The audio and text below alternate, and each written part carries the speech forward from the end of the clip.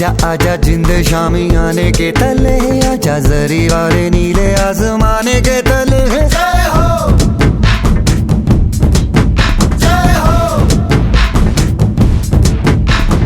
आजा आजा जिंद शामी आने के तले, आजा जरी वाले नीले आसमाने के तले। जय हो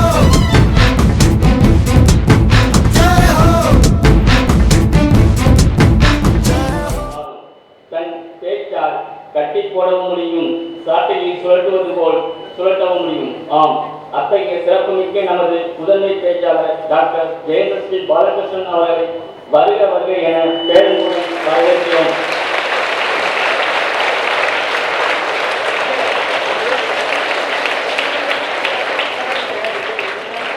வணக்கம். ரொம்ப அழகாக இருக்கேன். உங்களுடைய மகிழ்ச்சி அவ்வளோ அழகாக இருக்குது. உங்கள் தலைமை ஆசிரியர் முன்னாலேயே சொல்கிறேன், கண்ணுப்பட்டிருந்தது உண்மையாக அவ்வளோ அழகாக இருக்குது. வரும்பொழுதே பார்த்தேன், அவ்வளோ சீராக சிறப்பாக உட்காந்துருக்கீங்க. குழந்தைங்க கால் பதிஞ்சு இப்படி உட்கார்றது ரொம்ப கடினமான காரியம். பெண் குழந்தைகள் நீங்கள்லாம் வந்தாச்சுன்னு சொன்ன உடனே உங்கள் தலைமை ஆசிரியர் எங்ககிட்ட கேட்டாங்க, குழந்தைங்கள்லாம் வந்து உட்கார்ந்தாச்சு, ஐயோ இப்போ காத்திருக்கக்கூடாது, கிளம்பிடலாம் அப்படின்னு தான் ஓடி வந்தோம். பார்ப்பதற்கு அவ்வளோ அழகாக இருக்குது. கும்பகோணத்தை சுற்றி இவ்வளவு கோவில்கள் இருக்குது அப்படின்னு எனக்கு தெரியும். ஆனால் கோவில்களுக்கு வெளியில் இவ்வளோ தெய்வங்கள் இருக்குது அப்படிங்கிற விஷயம் உங்களுக்கு தான் தெரியும். அதுவும் அவ்வளவு சந்தோஷமாக இருக்குது. ஏன்னா தெய்வங்கள் மட்டும்தான் யாதுமானவர்களாக இருக்க முடியும். உங்களுடைய வணக்கம் எல்லோருக்கும் சொந்தமானது அப்படின்னு விஜயகுமாரி மேடம் சொன்னது நான் மறுபடியும் அவர் கூறியதை நான் கூறுறேன். உங்களுடைய வணக்கம் அங்கே இருக்கக்கூடிய ஆசிரியர் பெருமக்களுக்கு. வெயிலில் மட்டும் உட்காராமல் பார்த்துக்கோங்க. ஏன்னா நீங்கள் வெயிலில் வாழக்கூடாது. குழந்தைகளுடைய எதிர்காலம் நீங்கள் வெயிலில் வாடாமல் இருந்தால் மட்டும்தான். ரொம்ப ஓரமாக உட்காந்துருக்கீங்க. குழந்தைகளை பார்க்கும்போது அவ்வளோ பெருமிதமாக இருக்குது. உங்கள் தலைமை ஆசிரியருடைய வார்த்தைக்கு பொருத்தமாகவும் போதுமான அளவு பொருத்தமாகவாத நான் இருக்கணும்னு நினைக்கிறேன். அவ்வளவு மிகையாக கொண்டாடி பேசினார்கள். எனக்கு ரொம்ப கூச்சமாக இருந்தது. நான் அப்படியே வெளியே வெறிச்சு பார்த்துட்டு இருந்தேன். அந்த சொற்கள் எதுவும் என் காதுக்குள்ளே போகக்கூடாது, என் தலைக்குள்ளே போயிடக்கூடாது அப்படிங்கிற பெரும் முயற்சியில் தான் உட்காந்துருந்தேன். அவ்வளவு நன்றி. வருந்த விருந்தினரை கண்டிப்பாக நான் இதை அப்படி தான் பார்க்குறேன். விருந்தோம்பலின் ஒரு அழகான அம்சம் வந்திருக்கக்கூடிய விருந்தினரை இவ்வளவு கொண்டாடி புகழ்ந்து பேசுவதுன்னு. எந்த விரல்கள் முன்னால் போட்டுக்கிற கோலத்துக்கு சொந்தமான விரல்களோ அந்த விரல்களுக்கு மிகப்பெரிய நன்றி. குழந்தைகள் தான் போட்டிருக்கீங்கன்னு நினைக்கிறேன். ஆனால் உங்கள் தலைமை ஆசிரியர் மேடம் கிட்ட கூட சொன்னேன், மாலை வரைக்கும் அந்த கோலம் அழியாமல் இருக்கணும் அப்படின்னு அதை சுற்றி இருக்கக்கூடிய உங்களுடைய செடிகளுடைய சட்டிகளை வச்சிருங்க, இப்போ யாரும் அதை மிதிக்க மாட்டாங்க அப்படின்னு. கோலம் அழியாமல் இருக்கணுமே அப்படிங்கிற அந்த ஒரு பதைபதைப்பு மட்டும் காரணம் அல்ல, அதில் எழுதியிருக்கக்கூடிய வார்த்தை யாதுமானவள் அப்படின்னு. யாதுமானவள் மிதித்து யாரும் செல்லக்கூடாது அப்படிங்கிற அந்த ஒரு அச்சமும் சேர்ந்து தான் எனக்கு. ஆனால் குழந்தைகள் அவ்வளவு நேர்த்தியாக அந்த கோலம் வரைந்திருக்கிறீர்கள். எங்களை கூட்டிகிட்டு வர்றதுக்காக வந்த குழந்தைகள், எங்களுக்காக அந்த பேண்ட் வாத்தியமாகட்டும், எங்கள் முன்னால் வந்த குழந்தைகளாகட்டும், அவர்களுக்கும் மிகப்பெரிய நன்றி. ஒரு காலம் வரும், எப்படி உங்களுடைய பள்ளியின் தலைமை ஆசிரியர் இங்கேயே படித்து இங்கேயே தலைமை பொறுப்புக்கு வந்தாரோ அதை போல முன்னால் வந்திருக்கக்கூடிய இந்த குழந்தைகளில் யாராவது ஒருவர் எதிர்காலத்தில் இந்த பள்ளிக்கூடத்தை முன்னெடுத்து செல்லக்கூடிய நபராக இருப்பீர்கள். அப்பொழுது உங்கள் அடுத்த தலைமுறை உங்களுக்கு எதிர்கொண்டு அழைக்கும். இந்த காட்சிகள் எல்லாம் கண்முன்னால வருது. அவ்வளவு அழகாக இருக்கு. விஜயகுமாரி மேடம் சொன்ன மாதிரி யாதுமானவள் முத்து அண்ணாச்சியினுடைய கனவு குழந்தை. ஆனால் அந்த கனவு குழந்தையை கையில் எடுத்து தொட்டில் போட்டு தாலாட்டு பாடி தூங்க வைப்பதல்ல, அதை உணர்ந்து எழுந்திருக்க வைப்பது அப்படிங்கிறது அடுத்த காரியம். அதற்கு முன்னால் ரோட்டரியை பற்றி சில வார்த்தைகள் சொல்லணும். ரொம்ப அழகாக இன்னைக்கு ரோட்டரி பிரேயர் அவ்வளவு தெளிவாக இருந்தது. மிகப்பெரிய நன்றி. ஏன்னா எனக்கு ரோட்டரி பிரேயர் அவசரமாக சொல்லப்படக்கூடாத ஒன்று, திருத்தமாக தெளிவாக கேட்கக்கூடிய குழந்தைகள் அத்தனை பேருக்கும் காதில் விழணும். அந்த ரோட்டரி பிரேயர், அந்த பிரார்த்தனை அப்பொழுது உங்களை எழுந்திருக்க சொல்ல பின்னால் இருந்து ஒரு நபர் சொன்னீங்க, உங்களுக்கு பெரிய நன்றி, குழந்தைகளை எழுந்திருக்க சொல்லுங்க அப்படின்னு சொன்னாங்க. கண்டிப்பாக பிரார்த்தனை நின்று கொண்டு செய்ய வேண்டும். அருள் செய்யக்கூடிய இறைவர் நமக்கு மேலே இருக்கக்கூடிய ஒருவன், அவரிடம் பிரார்த்திக்கும் பொழுது கையேந்தி கேட்கணும். அதற்கு அடுத்தது முதல் முறையாக இந்த 91வது முறை உங்களுடைய ஒவ்வொரு வார கூட்டத்தில் மட்டுமே நீங்கள் எடுத்துக்கொள்ளக்கூடிய உறுதிமொழி, ஒரு உறுதிமொழியாக இந்தியாவை மனதிற்குள் கொண்டு வந்து இங்கே இருக்கக்கூடிய உடன்பிறப்புகளுக்காக எனது இறுதி மூச்சு வரை நான் உழைப்பேன் அப்படின்னு ஒரு சத்திய பிரமாணம் எடுத்துக்கொண்டீர்கள். அதில் பங்கெடுக்கக்கூடிய வாய்ப்பு எனக்கு கிடைத்தது. மிகப்பெரிய நன்றி. அதுக்கு அடுத்தது 4 வழி சோதனை அப்படின்னு சொல்லி அதையும் மிக தெளிவாக சொன்னீங்க. ஏன்னா கடைசியில் அவசரமாக சொல்லக்கூடியது அது. எந்த ஒரு வேலையை செய்வதற்கு முன்னாலும் இது உண்மைதானா, இது மற்றவருக்கு பயனுள்ளதாக இருக்குமா, இதனால் நம்முடைய நட்பு கண்டிப்பாக மலருமா அப்படின்னு ஒவ்வொரு முறை சோதனை செய்த பின்பு மட்டுமே வாயிலிருந்து வரக்கூடிய வார்த்தைகள், தலைக்குள் வரக்கூடிய சிந்தனைகள், உங்களுடைய செயல்பாடுகள் இருக்க வேண்டும் அப்படிங்கிற மாதிரி ரொம்ப அழகான ஒன்று. குழந்தைகள் கிட்ட ஒரு சின்ன விண்ணப்பம் தான், இது போல நிறைய அமர்வுகள் உங்களுக்கு கிடைக்கும், நிறைய நிகழ்வுகள் உங்களுக்கு கிடைக்கும், நிறைய பேர் வந்து பேசுவார்கள் உங்களிடம். அப்படி ஒரு வாய்ப்பு கிடைக்கும் பொழுது எத்தனை வேக கதியில், எத்தனை அவசரமாக ஆசிரியர்கள் ஆணை பிறப்பித்து உங்களை அழைத்து கொண்டு வந்தாலும் மறக்காமல் கையில் ஒரு சின்ன குறிப்பேடு கையில் கொண்டு வந்துக்கோங்க. ஒரு சின்ன ஒரு நோட்டு புத்தகம் எப்பொழுதும் கொண்டு வர மாதிரி அந்த லாங் சைஸ் நோட் புக் வேணுங்கிற அவசியம் இல்லை. போன வருடம் பயன்படுத்தி இருக்கக்கூடிய நோட்டு புத்தகத்தின் கடைசி 4 பக்கங்களாவது எப்படியும் மிச்சமாகும். கடைசி அட்டை வரை எந்த ஆசிரியரும் இதுவரை எதுவும் எழுதியதில்லை, நானும் எழுதுனது கிடையாது.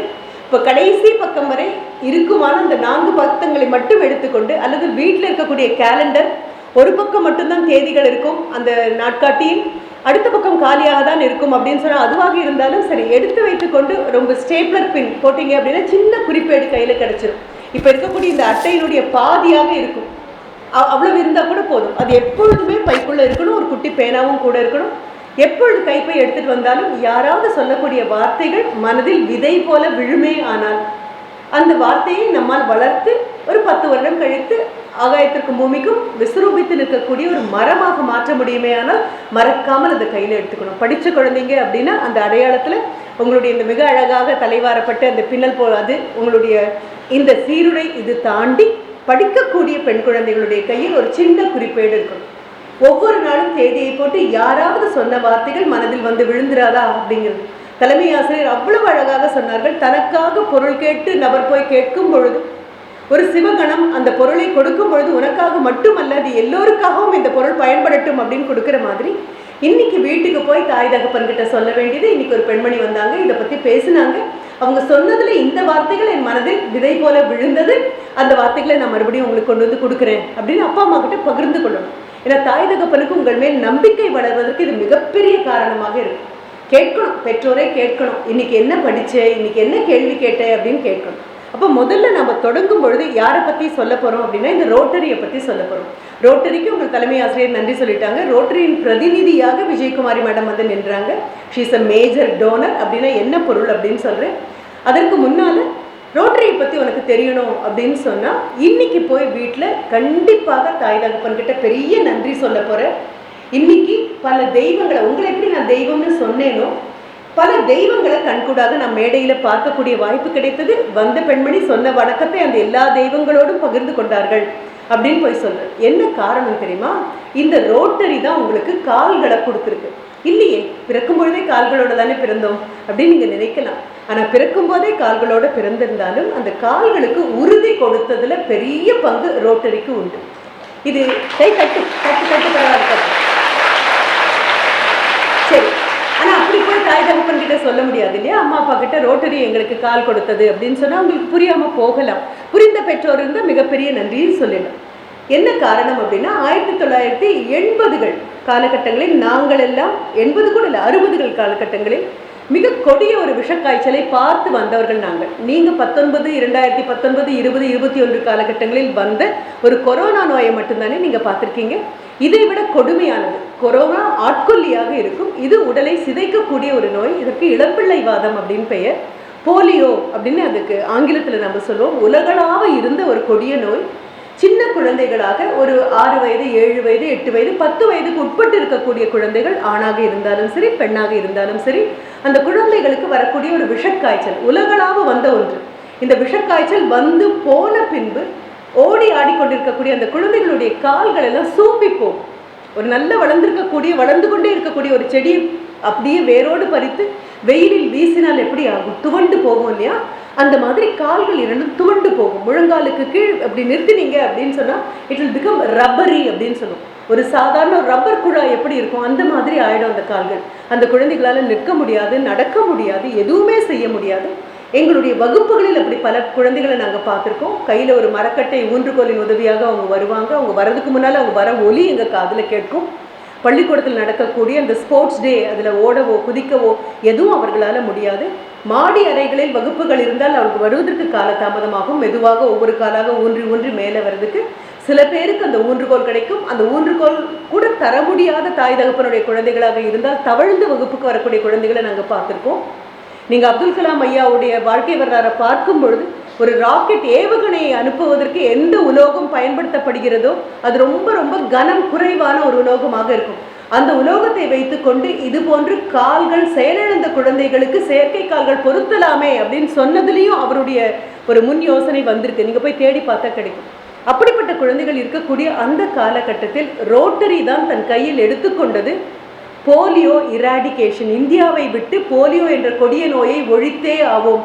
எப்படி ஒழித்தார்கள் அப்படின்னா, சின்ன குழந்தைகளாக நீங்கள் இருந்த பொழுது தொட்டிலிலோ தூளியிலோ தூங்கிட்டு இருந்த பொழுது உங்களை வலுக்கட்டாயமாக கொண்டு போய் பக்கத்தில் இருக்கக்கூடிய அரசு மருத்துவமனை அல்லது ஆரம்ப சுகாதார நிலையம் அங்கே கொண்டு போய் வாயில் சொட்டு மருந்து அப்படின்னு ஊற்றிருப்பாங்க. அது என்னன்னு கூட உங்களுக்கு தெரிஞ்சிருக்காது, அம்மா கூட மறந்திருக்கலாம். அந்த சொட்டு மருந்து ஒரு முறை அல்ல 3 முறை கொடுத்துருக்கக்கூடியது. அது சொட்டு மருந்தாக தரப்படலாம் அப்படிங்கக்கூடிய அந்த செய்தியை உலகத்திற்கு கொடுத்த ஒரு நபர் இந்தியாவில் உள்ள சென்னை பக்கத்தில் இருக்கக்கூடிய வெள்ளூர் அங்கே இருக்கக்கூடிய டாக்டர் ஜேக்கப் ஜான் அப்படின்னு சொல்லி சிஎம்சி மருத்துவமனையில் வைராலஜிஸ்ட். அவரையும் நேரில் பார்க்கக்கூடிய பாக்கியம் எனக்கு கிடைச்சது. அவர் தான் இதை ஓரல் மெடிசனாக கொடுக்க முடியும் அப்படின்னு கொண்டு வந்தவர். அதற்கப்புறம் 2015 ரோட்டரி மொத்தமாக இந்தியாவை விட்டு இளம்பிள்ளைவாதத்தை வெளியில் விரட்டியாச்சு. அதனால இப்போ இருக்கக்கூடிய பெண் குழந்தைகள் எல்லாம் கால் வீசி உறுதியாக பாரதி சொன்ன மாதிரி நிமிர்ந்த நன்னடை கொண்டு உங்களால் வர்றதுக்கு பெரிய காரணம் மேடையில் இருக்கக்கூடிய இந்த ரோட்டரியை சார்ந்த பெருமக்கள் தான். இவங்க தான் பணம் கொடுத்து கொண்டே இருக்கிறார்கள். அதில் நான் சொன்னேன் இல்லையா, Vijayakumari madam is a major toner அப்படின்னு. உலகத்தில் இருக்கக்கூடிய இளம்பிள்ளைவாதம் நோயை உலகத்தில் இருக்க எல்லா நாடுகளிலிருந்தும் விரட்டியாச்சு. இன்னும் 2 நாடுகள் இன்னும் மிச்சம் இருக்குது. பாகிஸ்தானும் ஆப்கானிஸ்தானும் இன்னும் இருக்குது. அங்கே இன்னும் குழந்தைகளுக்கு இந்த நோய் இருக்குது. எந்த நாட்டில் இருக்கக்கூடிய எந்த குழந்தையாக இருந்தாலும் அந்த தாய் தகப்பனுக்கும் மனது வருத்தப்படும் தானே. குழந்தை கால்கள் சூம்பி போய் நிரந்தரமாக முடக்கப்பட்டால் அப்படிங்கிறதுக்காக கண்ணுக்கு தெரியாத எங்கோ இருக்கக்கூடிய குழந்தைகளுக்கும் இன்றளவும் ரோட்டரியை சேர்ந்தவர்கள் பணம் தந்து கொண்டே இருக்கிறார்கள். அதில் அதிகபட்சமாக பணம் தந்த நபர்களை மேஜர் டோனர் அப்படின்னு சொல்லுவோம். அதில் விஜயகுமாரி மேடமும் ஒன்று. அவர்களும் அந்த குழந்தைகளுக்காக அந்த மருந்துக்காக பணம் தந்துட்டுருக்காங்க இல்லையா.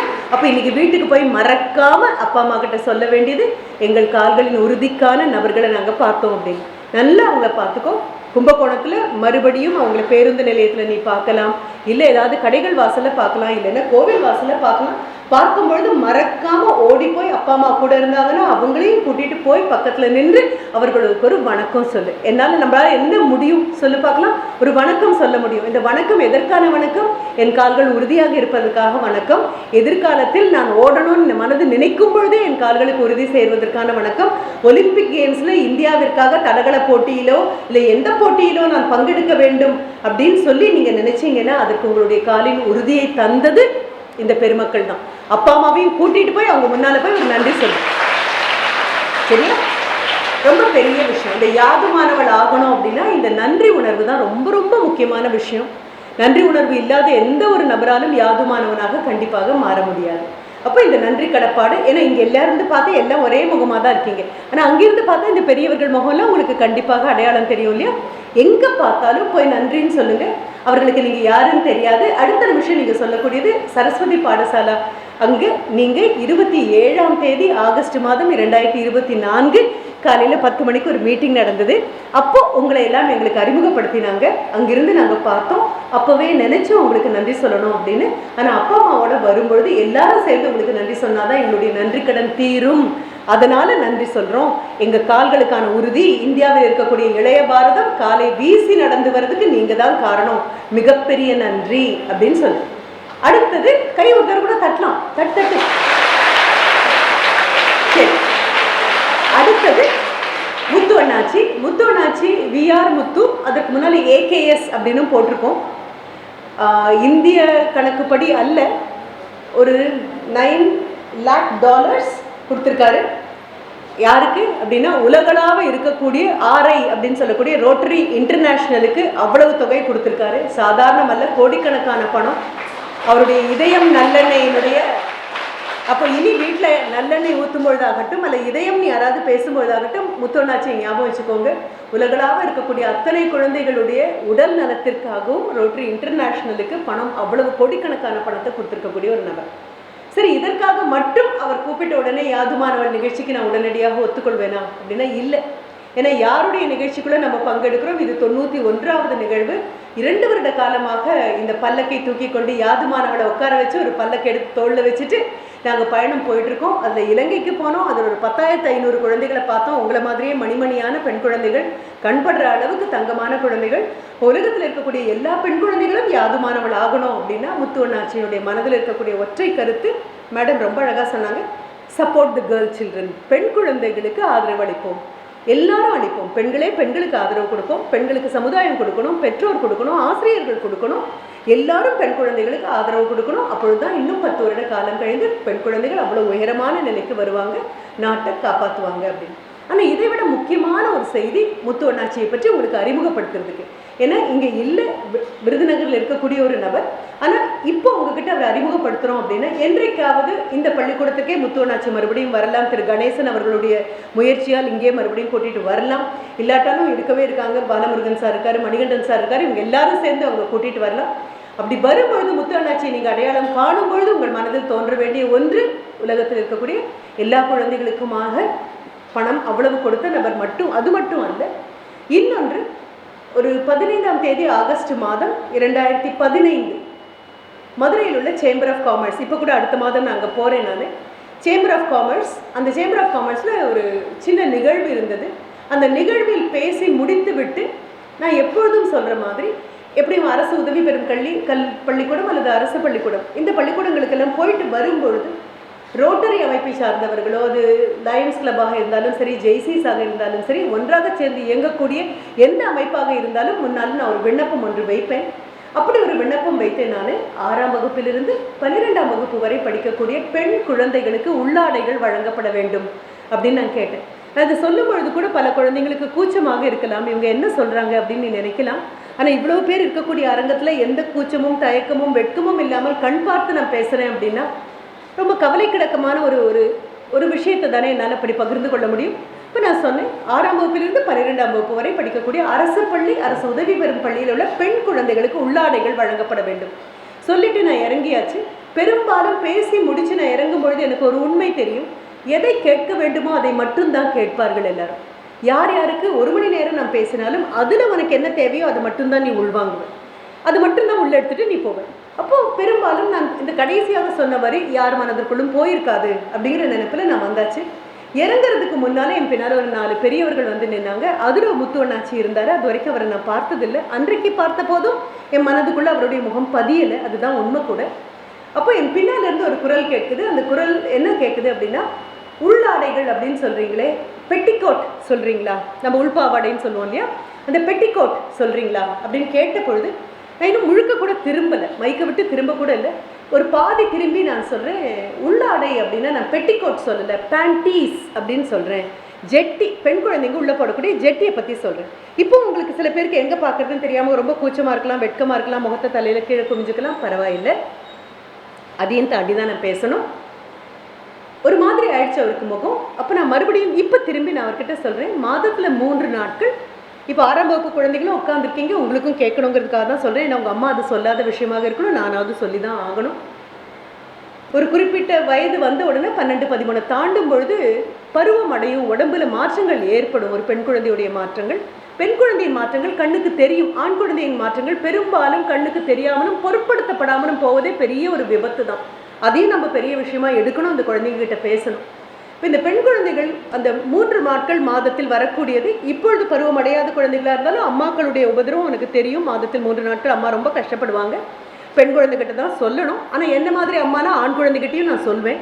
ஏன்னா அம்மா ஆணையும் பெண்ணையும் ஒன்றாக வலிச்சு தானே பெற்றாங்க, தனித்தனியாக ஒன்றும் இல்லையே, எல்லார்கிட்டையும் சொல்லணும்.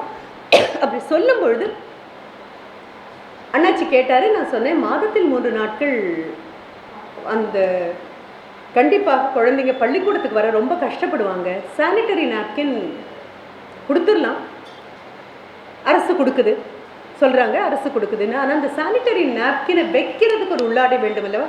தேங்க்யூ. அந்த சானிட்டரி நாப்கினை வைக்கிறதுக்கு ஒரு உள்ளாடை வேணும் தானே, அது அப்படியே வைக்க முடியாது இல்லையா? அந்த உள்ளாடை இல்லாததுனால பெரும்பாலான குழந்தைகள் பள்ளிக்கூடத்துக்கு அந்த 3 நாட்களோ 5 நாட்களோ அவங்கவுங்க உடம்பு வாக பொறுத்தது வரதில்லை. குழந்தைங்க பள்ளிக்கூடத்துக்கு வரதில்லை.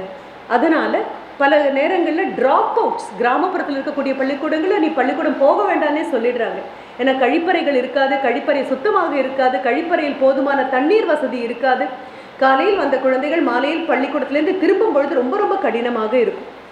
இப்போ நான் இதில் இவ்வளோ விளக்கியெல்லாம் சொல்லலை, சாதாரணமாக சொன்னேன். என்ன காரணம் அப்படின்னா, முன்னாலேயும் சொல்லும்போது தயக்கம் இல்லாமல் சொல்கிறதுக்கு என்ன காரணம், நாங்கள் ஒரு தலைமுறையை சேர்ந்த பெண்கள், எங்களுக்கு இந்த நாப்கின் எல்லாம் கிடைக்காத தலைமுறையை சேர்ந்த பெண்கள் நாங்கள். இப்போ நாங்கள் என்ன பயன்படுத்தி இருப்போம் அப்படின்னா, அம்மாவுடைய புடவையை ஒரு 10ஆக கிழித்து 15ஆக கிழித்து அதை பயன்படுத்திட்டு போகக்கூடிய பெண்கள் நாங்கள். அது கண்டிப்பாக அந்த 3 நாட்களோ 5 நாட்களோ வரும்பொழுது ரொம்ப கடுமையாக இருக்கும், போகிறதுக்கே கூச்சமாக இருக்கும், அச்சமாக இருக்கும். உங்களை மாதிரி இல்லாமல் சரி ஹாஃப் சாரி அப்படிங்கிறது தான் எங்களுக்கு இருக்கும். உட்கார்ந்தாலும் எழுந்திருந்தாலும் பக்கத்தில் இருக்கக்கூடிய தோழிட்டு கேட்போம், is my bag all right, ஒன்றும் அந்த ரத்தக்கரை ஒன்றும் இல்லை இல்லையா இல்லை இல்லையான்னு கேட்டுகிட்டே இருப்போம். ரொம்ப பயமாக இருக்கும் எங்களுக்கு. இது நான் சொன்னேன் அவ்வளவே தான். இந்த குழந்தைகளுக்கு கொடுக்கணும்னு ஒரு வார்த்தை சொன்னேன் அவ்வளவுதான். எண்ணி 15 நாட்கள் கழித்து இதயம் நல்லெண்ணெய் அலுவலகத்திலிருந்து எனக்கு ஒரு மின்னஞ்சல் வந்தது. I got an email.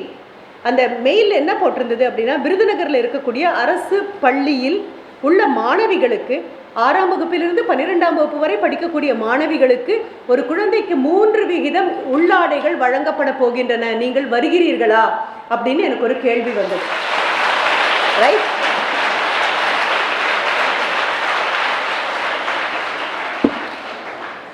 அந்த கேள்வி வந்தபோது அனுப்பினது முத்து அண்ணாச்சி தான். இப்போ இந்த 10 பருவத்தில் இருக்கக்கூடிய அத்தனை குழந்தைகிட்டையும் நான் சொல்கிறேன், நீ திரைப்படங்கள் பார்த்துருக்கலாம், நேத்திக்கு வந்ததை பார்க்கலாம், முந்தா நேற்று வந்ததை பார்க்கலாம், ஓடிடி பிளாட்ஃபார்மில் பார்க்கலாம், இல்லை டிவியில் பார்க்கலாம். நீ சொல்லக்கூடிய கதாநாயகர்கள் அப்படின்னு சொல்கிறவங்கெல்லாம் கதாநாயகர்கள் அல்ல அம்மா. நீ ஹீரோ அப்படின்னு சொல்கிற இல்லையா, அல்லது ஹீரோயின் அப்படின்னு சொல்கிற. இந்த ஹீரோக்கு நான் ஃபேன், இந்த ஹீரோக்கு நான் ஃபேன், இந்த ஹீரோயினுக்கு நான் ஃபேன் அப்படின்னா நீங்கள் சொல்கிறீங்க இல்லையா, அவங்க ஹீரோஸ் கிடையாது, ஹீரோயின் கிடையாது. ஆங்கிலத்தில் ஹீரோ அப்படிங்கிற பேருக்கு என்ன பொருள் தெரியுமா? வீர சாகசங்கள் செய்தவர்கள் அப்படின்னு பேர். உண்மையான வீர சாகசம் என்ன தெரியுமா? அடுத்தவர்களுக்கு வரக்கூடிய அந்த வேதனையை தான் எடுத்துக்கொண்டு அவர்களுடைய வலிக்கு நிவாரணம் தருவது தான் வீர சாகசம். அப்போ நீ திரைப்படங்களை பார்க்கக்கூடிய அந்த கதாநாயகர்கள் பாய்ந்து பேர் 10 பேரை தாக்குற மாதிரி இருக்கும், ரொம்ப பரிதவிக்கக்கூடிய ஒரு பெண்ணை காப்பாற்றுற மாதிரி இருக்கும். இதெல்லாம் வெறும் நடிப்புத்தானே தவிர அவர்கள் உண்மையாக இது செய்வதில்லை. அவங்க முன்னால் ஒரு கேமரா இருக்கும், ஒரு டைரக்டர் இருப்பார், 1000 பேர் கூடி இருப்பாங்க.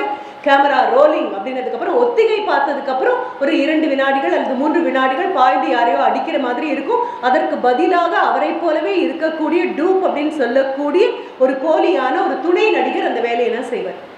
உண்மையான கதாநாயகர்கள் யார் தெரியுமா? ஒரு காவல்துறையை சேர்ந்தவர்கள். வீட்டில் போட்டிருக்கக்கூடிய பூட்டை நம்பி இல்லை நம்ம தூங்குறோம், வெளியில் ஒரு காவல்துறை இருக்கு, நாமெல்லாம் தூங்கும் போதும் விழுத்து கொண்டிருப்பார்கள் அப்படிங்கிற காவல்துறையாகட்டும், தீயணைப்பு படையாகட்டும், எல்லையை காப்பாற்றக்கூடிய இராணுவ வீரர்களாகட்டும், மருத்துவர்களாகட்டும், செவிலியர்களாகட்டும், துப்புரவு தொழிலாளர்களாகட்டும், அதுபோல பெண் குழந்தைகளுக்கு உள்ளாடைகள் வழங்கப்பட வேண்டும். அவர்கள் திறந்து வாயை திறந்து எதுவுமே சொல்லலை. அப்போ ஒரு பெண் தன்னுடைய வேதனையை, தன்னுடைய வலியை, தன்னுடைய துன்பத்தை, தன்னுடைய சோகத்தை வாயை திறந்து வார்த்தைகளால் உன்னிடம் சொல்லாத போதும் ஒரு ஆணால் அவளது மௌனத்தை புரிந்து கொண்டு அவளுக்கு ஓடி வந்து அவள் கேட்பதற்கு முன்னால் உதவ முடியும்னா அந்த ஆணுக்கு தான் ஹீரோ அப்படின்னு பேர். அப்ப என்ன பண்றீங்க? இதை உள்வாங்க. அப்போ திரைப்படங்கள்ல வரக்கூடிய அந்த நடிகர்களும் நடிகைகளுக்கும் என்ன பெயர் அப்படின்னா என்டர்டெய்னர்ஸ் அப்படின்னு பேர். 3 மணி நேரம் நீ கொடுத்த காசுக்கு உனக்கு மகிழ்வுற்றாங்க.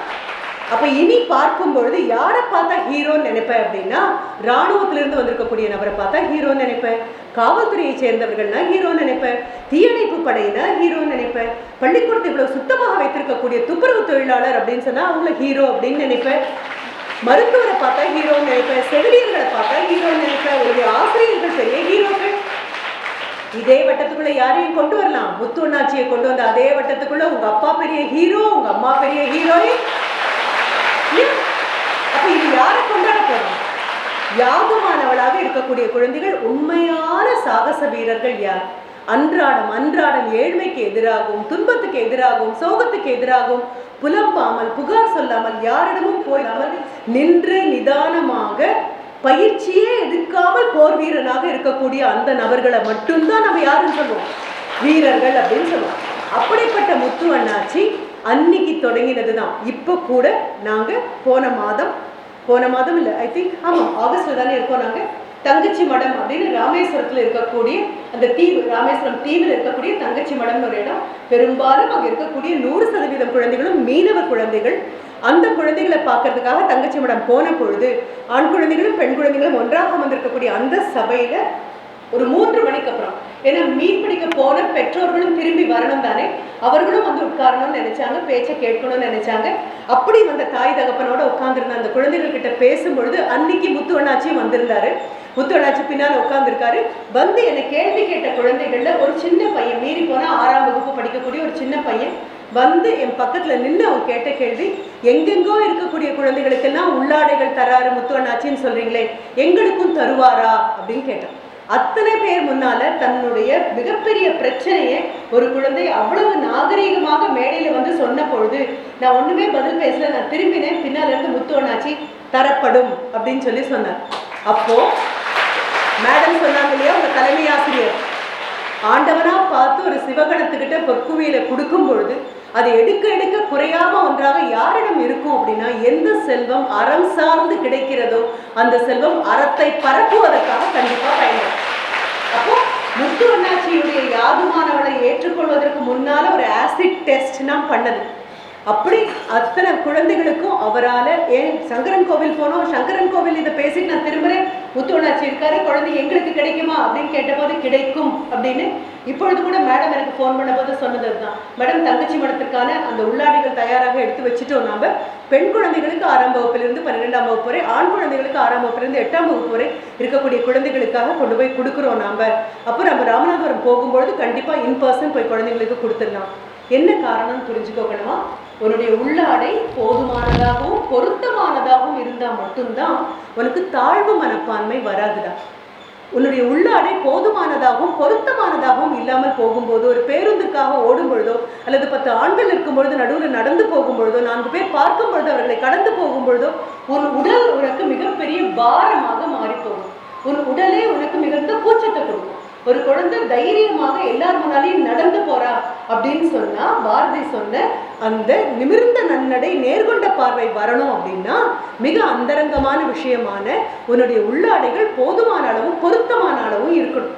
இப்ப இது தாய் தகப்பனுக்கு தான் புரிஞ்சுக்கக்கூடிய ஒன்றாக இருக்கும். ஆனா உங்களோட எந்த சம்பந்தமும் இல்லாத எங்கோ இருக்கக்கூடிய முத்து அண்ணாச்சியால இந்த அளவுக்கு ஒரு பெண்ணினுடைய நுணுக்கமான வலியை புரிந்து கொள்ள முடியும் அப்படின்னா அதிலிருந்து பிறந்ததுதான் இந்த யாதும் ஆனவள் அப்படிங்கிற அந்த பொருள். இந்த யாதுமானவள் அப்படிங்கிறதே நாங்க பாரதியார் கிட்ட இருந்து வாங்கிய வார்த்தை தான். பாரதி ரொம்ப அழகாக காளியை கொண்டாடும் போது யாதுமாகி நின்றாய் காளி, எங்கும் நீ நிறைந்தாய், தீது நன்மை எல்லாம் காளி தெய்வ லீலை என்றோ, பூதம் 5மானாய் காளி, பொறிகள் விஞ்சி நின்றாய் அப்படின்னு ஒவ்வொன்னா சொல்லி, வேதமாகி நின்றாய் காளி, விதியை விஞ்சி நின்றாய் அப்படின்னு சொல்லுவாரு. நீதானே அம்மா எல்லாம், நீதானே அம்மா எல்லாம்.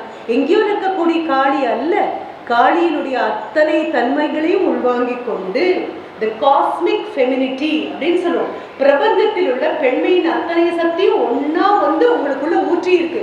அதனாலதான் உங்களை பார்த்த உடனே நான் சொன்னேன், கும்பகோணத்துல இத்தனை கோவில் இருக்குன்னு தெரியும், கோவிலுக்கு வெளியில் இத்தனை தெய்வங்கள் இருக்கிற விஷயம் எனக்கு இப்பதான் தெரிஞ்சது அப்படின்னு சொன்னதுக்கு காரணம், இறைவனுடைய எல்லா அம்சமும் உனக்குள்ளதான் இருக்கு. நீ பூவாக இருந்தாலும், காயாக இருந்தாலும், மரமாக இருந்தாலும், மண்ணாக இருந்தாலும், எதுவாக இருந்தாலும் பெண்மையின் பூரணமான சக்தி உங்ககிட்ட இருக்கிறதுனால பாரதியுடைய யாதுமாகி அப்படிங்கிற வார்த்தையை எடுத்து முத்து அண்ணாச்சி தனது கனவு குழந்தைக்கு கொடுத்தாரு. யாதும் ஆனவள், எல்லாமானவள், எல்லாவற்றையும் சாதிக்கக்கூடிய சக்தி வாய்ந்தவள், எல்லாவரையும் வழிநடத்தக்கூடிய தலைமை பண்பு வாய்ந்தவள் அப்படின்னு ஒரு வார்த்தை கொடுத்தாரு. முத்து அண்ணாச்சிக்காக ஒரு கைத்தட்டல் தரலாமா?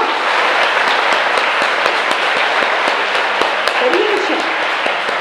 ஏன்னா நீங்க உட்கார்ந்து பார்த்த உடனே நான் திரும்பி உங்க தலைமை ஆசிரியரையும் தாண்டி எட்டி பார்த்து விஜயகுமாரி மேடம்கிட்ட சொன்னது, அண்ணாச்சி பார்த்தா ரொம்ப சந்தோஷப்படுவாரு அப்படின்னு. ஏன்னா இது ரொம்ப கண்கொள்ளா காட்சி. பாரதி பார்க்கணும்னு நினைச்ச காட்சி இதுதான். பெண் குழந்தைகள் 8 பேர் உட்காந்துட்டு, சரி யாதுமானவள் யாருன்னு கேட்டோம், நாங்கள் தான் அப்படின்னு ரொம்ப சந்தோஷமா சொன்னீங்க. எனக்கும் பெருமகிழ்ச்சி.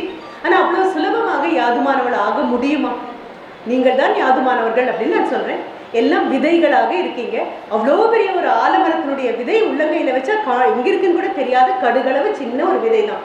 அந்த விதைக்கு தெரியும் தனக்குள்ள ஒரு ஆலமரத்தினுடைய எல்லா சக்தியும் இருக்குன்னு தெரியும். ஆனா உள்ளங்கையில ஒரு விதையை வச்சுக்கிட்டு நின்றுட்டு பெரிய ஆலமரமாகும்னு எதிர்பார்த்தா அது நடக்கிற காரியமா? கண்டிப்பா நடக்காது. அப்ப என்ன பண்ணணும்? அந்த விதை விழுறதுக்கு ஒரு சரியான இடம் கிடைக்கணும், அதற்கு மண் வளம் கிடைக்கணும், அது போக அதற்கு போதுமான அளவு தண்ணீர் கிடைக்கணும், அதுக்கு வேலி போடப்படணும், உரம் சேர்க்கப்படணும், ஆடு மாடு வராம பார்க்கணும், நோய் நொடி வராம பார்க்கணும். 10 வருடம் கழிச்சு ஆகாயத்துக்கு பூமிக்கு அது நிற்கணும். அதுல 1000 பறவைகள் வந்து தங்கெடுக்கணும், தங்கி அதன் கீழ் பல ஆயிரக்கணக்கான மனிதர்கள் அதனுடைய நிழல்ல வந்து நிற்கணும். அது பூத்து காய்ச்சி குலுங்கி பழுத்து அதனுடைய ஒவ்வொரு பழத்திலும் 1000 விதைகள் உள்ள உட்காந்துக்கணும். ஒவ்வொரு 1000 விதையும் ஒவ்வொன்றும் ஒரு ஆலமரமா மாறணும் அப்படின்னு சொன்னா அது ரொம்ப கடுமையான வேலை இல்லையா? அப்ப யாதுமானவள் தான் நீ, ஆனா உள்ளங்கையில வச்சிருக்கக்கூடிய விதை மாதிரி இருக்க. அப்ப என்ன பண்ணணும்? இதை உன்னுடைய மனதுக்குள்ள கொண்டு போய் வைக்கணும். மனதுக்குள்ள கொண்டு போய் இதை பத்திரமா வைக்கணும் அப்படின்னா சில படிகள் அதுக்கு உண்டு. அந்த படிகள் ஒவ்வொன்றா நான் சொல்லிட்டே வரேன். இத்தனை நேரம் பேசுனீங்க, அது அந்த படி இல்லையா? இல்லடா, இத்தனை நேரம் நான் பேசுனது படியே அல்ல. இத்தனை நேரம் பேசுனது படியை நோக்கி வருவதற்கான வழி. அது நம்ம நினைக்கிறோம் இல்லையா, 18ஆம் படி ஐயப்பரை போய் பார்க்கணும் அப்படின்னு நினைச்சோம் அப்படின்னு சொன்னா அப்படியே ஓடி ஏற மாட்டோம். அதற்காக நம்ம தயார்படுத்திக்குவோம் இல்லையா? காலையில எழுந்து குளிர்ந்த தண்ணீர்ல குளிப்போம், வெறுங்கால நடப்போம், கட்டுப்பாடு உணவில் இருக்கும், உணர்வில் இருக்கும், உடையில் இருக்கும், எல்லா கட்டுப்பாடுகளையும் கொண்டு வரோம் இல்லையா? அதே மாதிரி மனதை ஒழுங்குபடுத்தணும். ஒழுங்குபடுத்தி நான் யாதுமானவள், நான் யாதுமானவள், நான் யாதுமானவள், யாதுமானவள் இவ்வளவு மோசமான எண்ணங்கள் எண்ணக்கூடாது, யாதுமானவள் இப்படி மோசமான வார்த்தைகள் பேசக்கூடாது, யாதுமானவளுடைய மோசமான செயல்கள் நிற்கக்கூடாது அப்படின்னு திருப்பி திருப்பி திருப்பி ஒன்னனியை செதுக்கி செதுக்கி செதுக்கி சிற்பமாக மாற்றணும். இந்த கோவில் இருக்கக்கூடிய சிலைகள்ல எல்லா சிலைகளும் இருக்கு. ஆனா நடுவுல மூலவர் அப்படின்னு போய் பார்க்கறது தெய்வமா பார்க்கணும். கோவில் இருக்கிற எல்லா சிலைகளையும் பார்த்து நீ கையை கூப்பிடுறது இல்லை. யாரை பார்த்து மட்டும்தான் கையை கூப்பிடுற? நடுவுல உள்ள கர்ப்ப கிரகத்துல இருக்கக்கூடிய அந்த தெய்வத்தை பார்த்து தானே கையெடுத்து கும்பிடுற.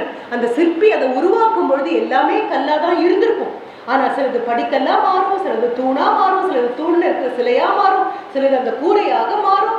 ஆனா ஏதோ ஒன்று மட்டும்தான் தெய்வமாக அங்க வரும். அதனுடைய எல்லா சக்தியும் நம்ம அதற்கு கொடுப்போம். மீண்டும் மீண்டும் மீண்டும் மீண்டும் பூஜை பண்ணி பிரார்த்தனை பண்ணி அந்த சிலைக்கு மெருகேறி அது என்னவாக மாறும்?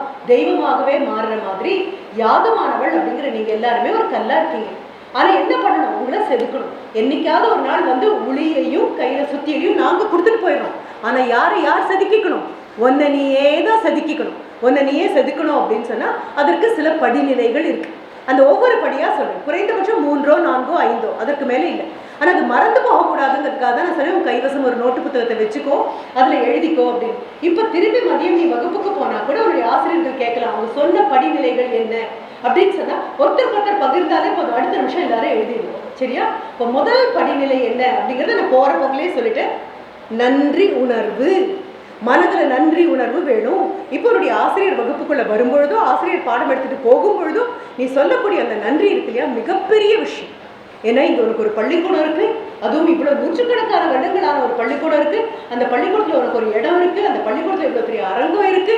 அந்த பள்ளிக்கூடத்துல இருக்கக்கூடிய அரங்கத்துல இங்க மின்விசிறி ஓடிட்டு இருக்கு. அதுவும் யாருடைய பெயர்ல? டாக்டர் அன்னி பெசன்ட் அவர்களுடைய கைகளால் தோற்றப்பட்ட ஒரு பள்ளிக்கூடம். அப்போ வரலாற்றின் பக்கங்கள்ல நீ உட்கார்ந்துருக்க. நீ எவ்வளவு பெரிய நபர், இது எவ்வளவு பெரிய அதிர்ஷ்டம். இந்த ஊருக்குள்ள இருக்கக்கூடிய எல்லா பள்ளிக்கூடத்துல படிக்கிற எல்லா குழந்தைகளுக்கும் அது கிடைக்கல. அப்ப எப்படி இருக்கும்? இந்த பள்ளிக்கூடத்தை சுத்தி நீ வரும்பொழுது இங்க இருக்கக்கூடிய மரத்தை பார்த்தாலும், செடியை பார்த்தாலும், சுவரை பார்த்தாலும், இல்ல செய்தி எழுதிருக்கக்கூடிய பலகையை பார்த்தாலும், அங்க நிற்கக்கூடிய இத்தனைக்கு சாட்சியா எப்ப தோன்றியது அந்த மரம் தெரியாது. விழுதுகள் பாய்ச்சி நிற்கக்கூடிய அந்த மரத்தை பார்த்தாலும் நீ புரிந்து கொள்ள வேண்டியது என்ன அப்படின்னா நன்றி உணர்வு. மறுபடியும் அந்த நன்றி இருக்கணும். நல்ல காலம், நல்ல தாய் தகப்பன், நல்ல காலம் எனக்கு படிக்க ஒரு வாய்ப்பு கொடுத்தாங்க, நல்ல காலம் எனக்கு ஒரு ஆசிரியர் இருக்காங்க. என்னை அறிமுகப்படுத்தும் போது கூட உங்க தலைமை ஆசிரியர் மேடம் சொன்னாங்க, ஸ்டேட் ரெக்கார்ட்ஸ் எத்தனை வாங்கியிருக்காங்க, ஸ்டேட் லெவல் பிரைஸ் வாங்கியிருக்காங்க அப்படின்னு ஒரு ஆசிரியர் அறிமுகப்படுத்தும் போது எனக்கு ரொம்ப பெரிய சந்தோஷமாக இருந்தது. உங்க மேடமே அவர்களே விருந்து வாங்கிய நபர். அவங்க அதை சொல்லும் பொழுது ராதாகிருஷ்ணன் அவார்டு அப்படிங்கும்போது கை தட்டுறேன். என்ன நினைச்சேன் தெரியுமா? நீங்க இந்த விருது வாங்கும் போது முன்னால் நின்று கை தட்டுறதுக்கு நான் இல்லை. ஆனா நான் விருது வாங்கினேன்னு சொல்லும் போது அவங்க முன்னால் இருந்த போது எனக்கு என்ன அறியாம நான் கை தட்டினேன். என்ன காரணம்? பெரிய விஷயம். அப்போ இந்த நபர்கள் இருக்கக்கூடிய பள்ளிக்கூடத்துல நான் வந்து படிக்கிறேன் அப்படிங்கிற கர்வம் வேணும். யாராவது எங்க படிக்கிறீங்க அப்படின்னு கேட்டா சரஸ்வதி பாடசாலா அப்படின்னு சொல்லும் போது தோள்கள் பின்னால நிமிரணும், முகவாய் நிமிரணும், கண்கள் நேர பார்க்கணும், நெருப்ப பார்க்குற மாதிரி இருக்கணும். அப்படி சொல்லிட்டு வரணும். ஏன்னா இந்த பாடசாலையில் படிப்பதற்கு கூட ஆண்டவன் தலையில் திருத்தமாக எழுதியிருந்தால் தான் முடியும். இந்த பள்ளிக்கூடத்தில் நீ படிக்கணும் அப்படின்னு தெய்வமாக முடியும். அப்போ புராதனமான பள்ளிக்கூடத்தில் படிக்கும். சரியா? அம்மா நீ யாதுமானவள் ஆகணும் கண்ணம்மா, நீ யாதுமானவள் ஆகணும்டா, நீ எல்லாம் தெரிந்த பெண் குழந்தையாக இருக்கணும், சர்வ வல்லமை பெற்ற சக்தியாக இருக்கணும். ஆனால் அதே நேரம் அந்த நேரத்தில் கர்வம் வரக்கூடாது, அந்த நேரத்தில் பணிவு வரணும். ஏன்னா அவ்வளவு அழகாக திருவள்ளுவர் சொல்லியிருக்காரு, பணியுமாம் என்றும் பெருமை. உண்மையான பெருமை ரொம்ப பணிவோடு இருக்கும். ஆனால் பணிவு யாருக்கு இல்லாமல் போகும்? சிறுமை அணியுமாம் தன்னை வியந்து. நான் ரொம்ப பெரிய ஆளுப்பா, நான் ரொம்ப பெரிய ஆளுப்பா, நான் யார் தெரியுமா, என்ன நினைச்சிட்டு இருக்கீங்க அப்படின்னா யாராவது கேட்டாங்க அப்படின்னு சொன்னால் நம்ம மனசுக்குள்ள சிரிச்சுக்கலாம். ஏன் சிரிக்கணும் அப்படின்னா வள்ளுவர் சொல்வார், பெருமையுடையவர்கள் கண்டிப்பாக பணிவோடு இருப்பார்கள். பெருமை அற்றவர்கள் என்ன பண்ணுவாங்க, நான் பெரிய ஆளு நான் பெரிய ஆளுன்னு அவங்கவுங்களே வியந்து பார்த்துக்குவாங்க. அப்போ இந்த பள்ளிக்கூடத்தில் படிக்கக்கூடிய உனக்கு என்ன வரணும் அப்படின்னு சொன்னால் பெருமை இருக்கணும், அது கூடவே அந்த பணிவும் வரணும். அந்த பணிவு வரும்பொழுது நான் சொல்ல, நீ எல்லாம் யாதுமானவள் அப்படின்னு சொல்லும் பொழுது நீ என்ன சொல்லக்கூடாது, ma'am I will try ma'am அப்படின்னு சொல்லக்கூடாது. நான் முயற்சி செய்கிறேன், நான் முயற்சி செய்கிறேன் அப்படிங்கிற அந்த 2 வார்த்தைகளை உன்னுடைய அகராதியிலிருந்து இந்த நிமிடமே அப்படியே வேரோடு எடுத்து வீசி. என்ன மேடம் இப்படி சொல்றீங்க? ஆமாம், நான் முயற்சி செய்கிறேன் அப்படின்னு சொன்னா நீ இன்னும் அந்த பிடிக்குள் வரவில்லை. You have not committed yourself. I will do அப்படின்னு சொன்னேன்னா ஆமாம் நான் செய்வேன் அப்படின்னு உறுதி எடுத்துட்டேன்னு அர்த்தம். நான் முயற்சி செய்வேன் அப்படின்னா 10 நாள் கழிச்சு ஏன் செய்யலை அப்படின்னு உங்ககிட்ட கேட்டால் நான் முயற்சி பண்ணுறேன்னு தானே சொன்னேன், முடியும்னு சொல்லலையே அப்படின்னு நழுவிடும். அப்போ வெற்றி அடைந்த நபர்கள் அத்தனை பேரும் முயற்சி செய்வேன்னு ஒரு நாளும் சொன்னது கிடையாது, நான் செய்வேன் அப்படின்னு மட்டும்தான் சொல்லியிருக்காங்க. அப்போ என்ன பண்ணுவேன், ஐ வில் ட்ரை அப்படிங்கிறத எடுத்துட்டு ஐ வில் டூ அப்படின்னு மாற்றிக்கிறேன். ஆம் நான் செய்வேன். இந்த தேதியில் உட்காந்துருக்கோம் இல்லையா, ஒரு 27ஆம் தேதி 8வது மாதம் 2024 உட்காந்துருக்கோம். எண்ணி 10 வருஷம் 8ஆம் கிளாஸ்லேருந்து இருக்கக்கூடிய குழந்தைங்களுக்கு கொடுக்குறேன். மற்ற குழந்தைங்களுக்கு 9ம் 7ஆவதும் 6ஆவதும் இருக்கிற குழந்தைங்க இன்னும் 2 வருஷம் கூட சேர்த்து எடுத்துக்கலாம். எந்த தேதி வரும், இதே மாதிரி ஒரு 27ஆம் தேதி வரும், ஒரு 8வது மாதம் வரும், 2034 அப்படின்னு ஒரு வருடம் வரும். எங்களுக்கெல்லாம் முதுமையை நோக்கி நாங்கள் நகர்ந்திருப்போம். இருப்போமா இல்லையோ, இயற்கை தான் கொடுக்கணும் அனுமதி. ஆனால் நீங்கள்லாம் ரொம்ப இளமையோட, துடிப்போட, உடல்ல ஆரோக்கியத்தோட, மனதில் செழுமையான சிந்தனைகளோட இருப்பீங்க இல்லையா.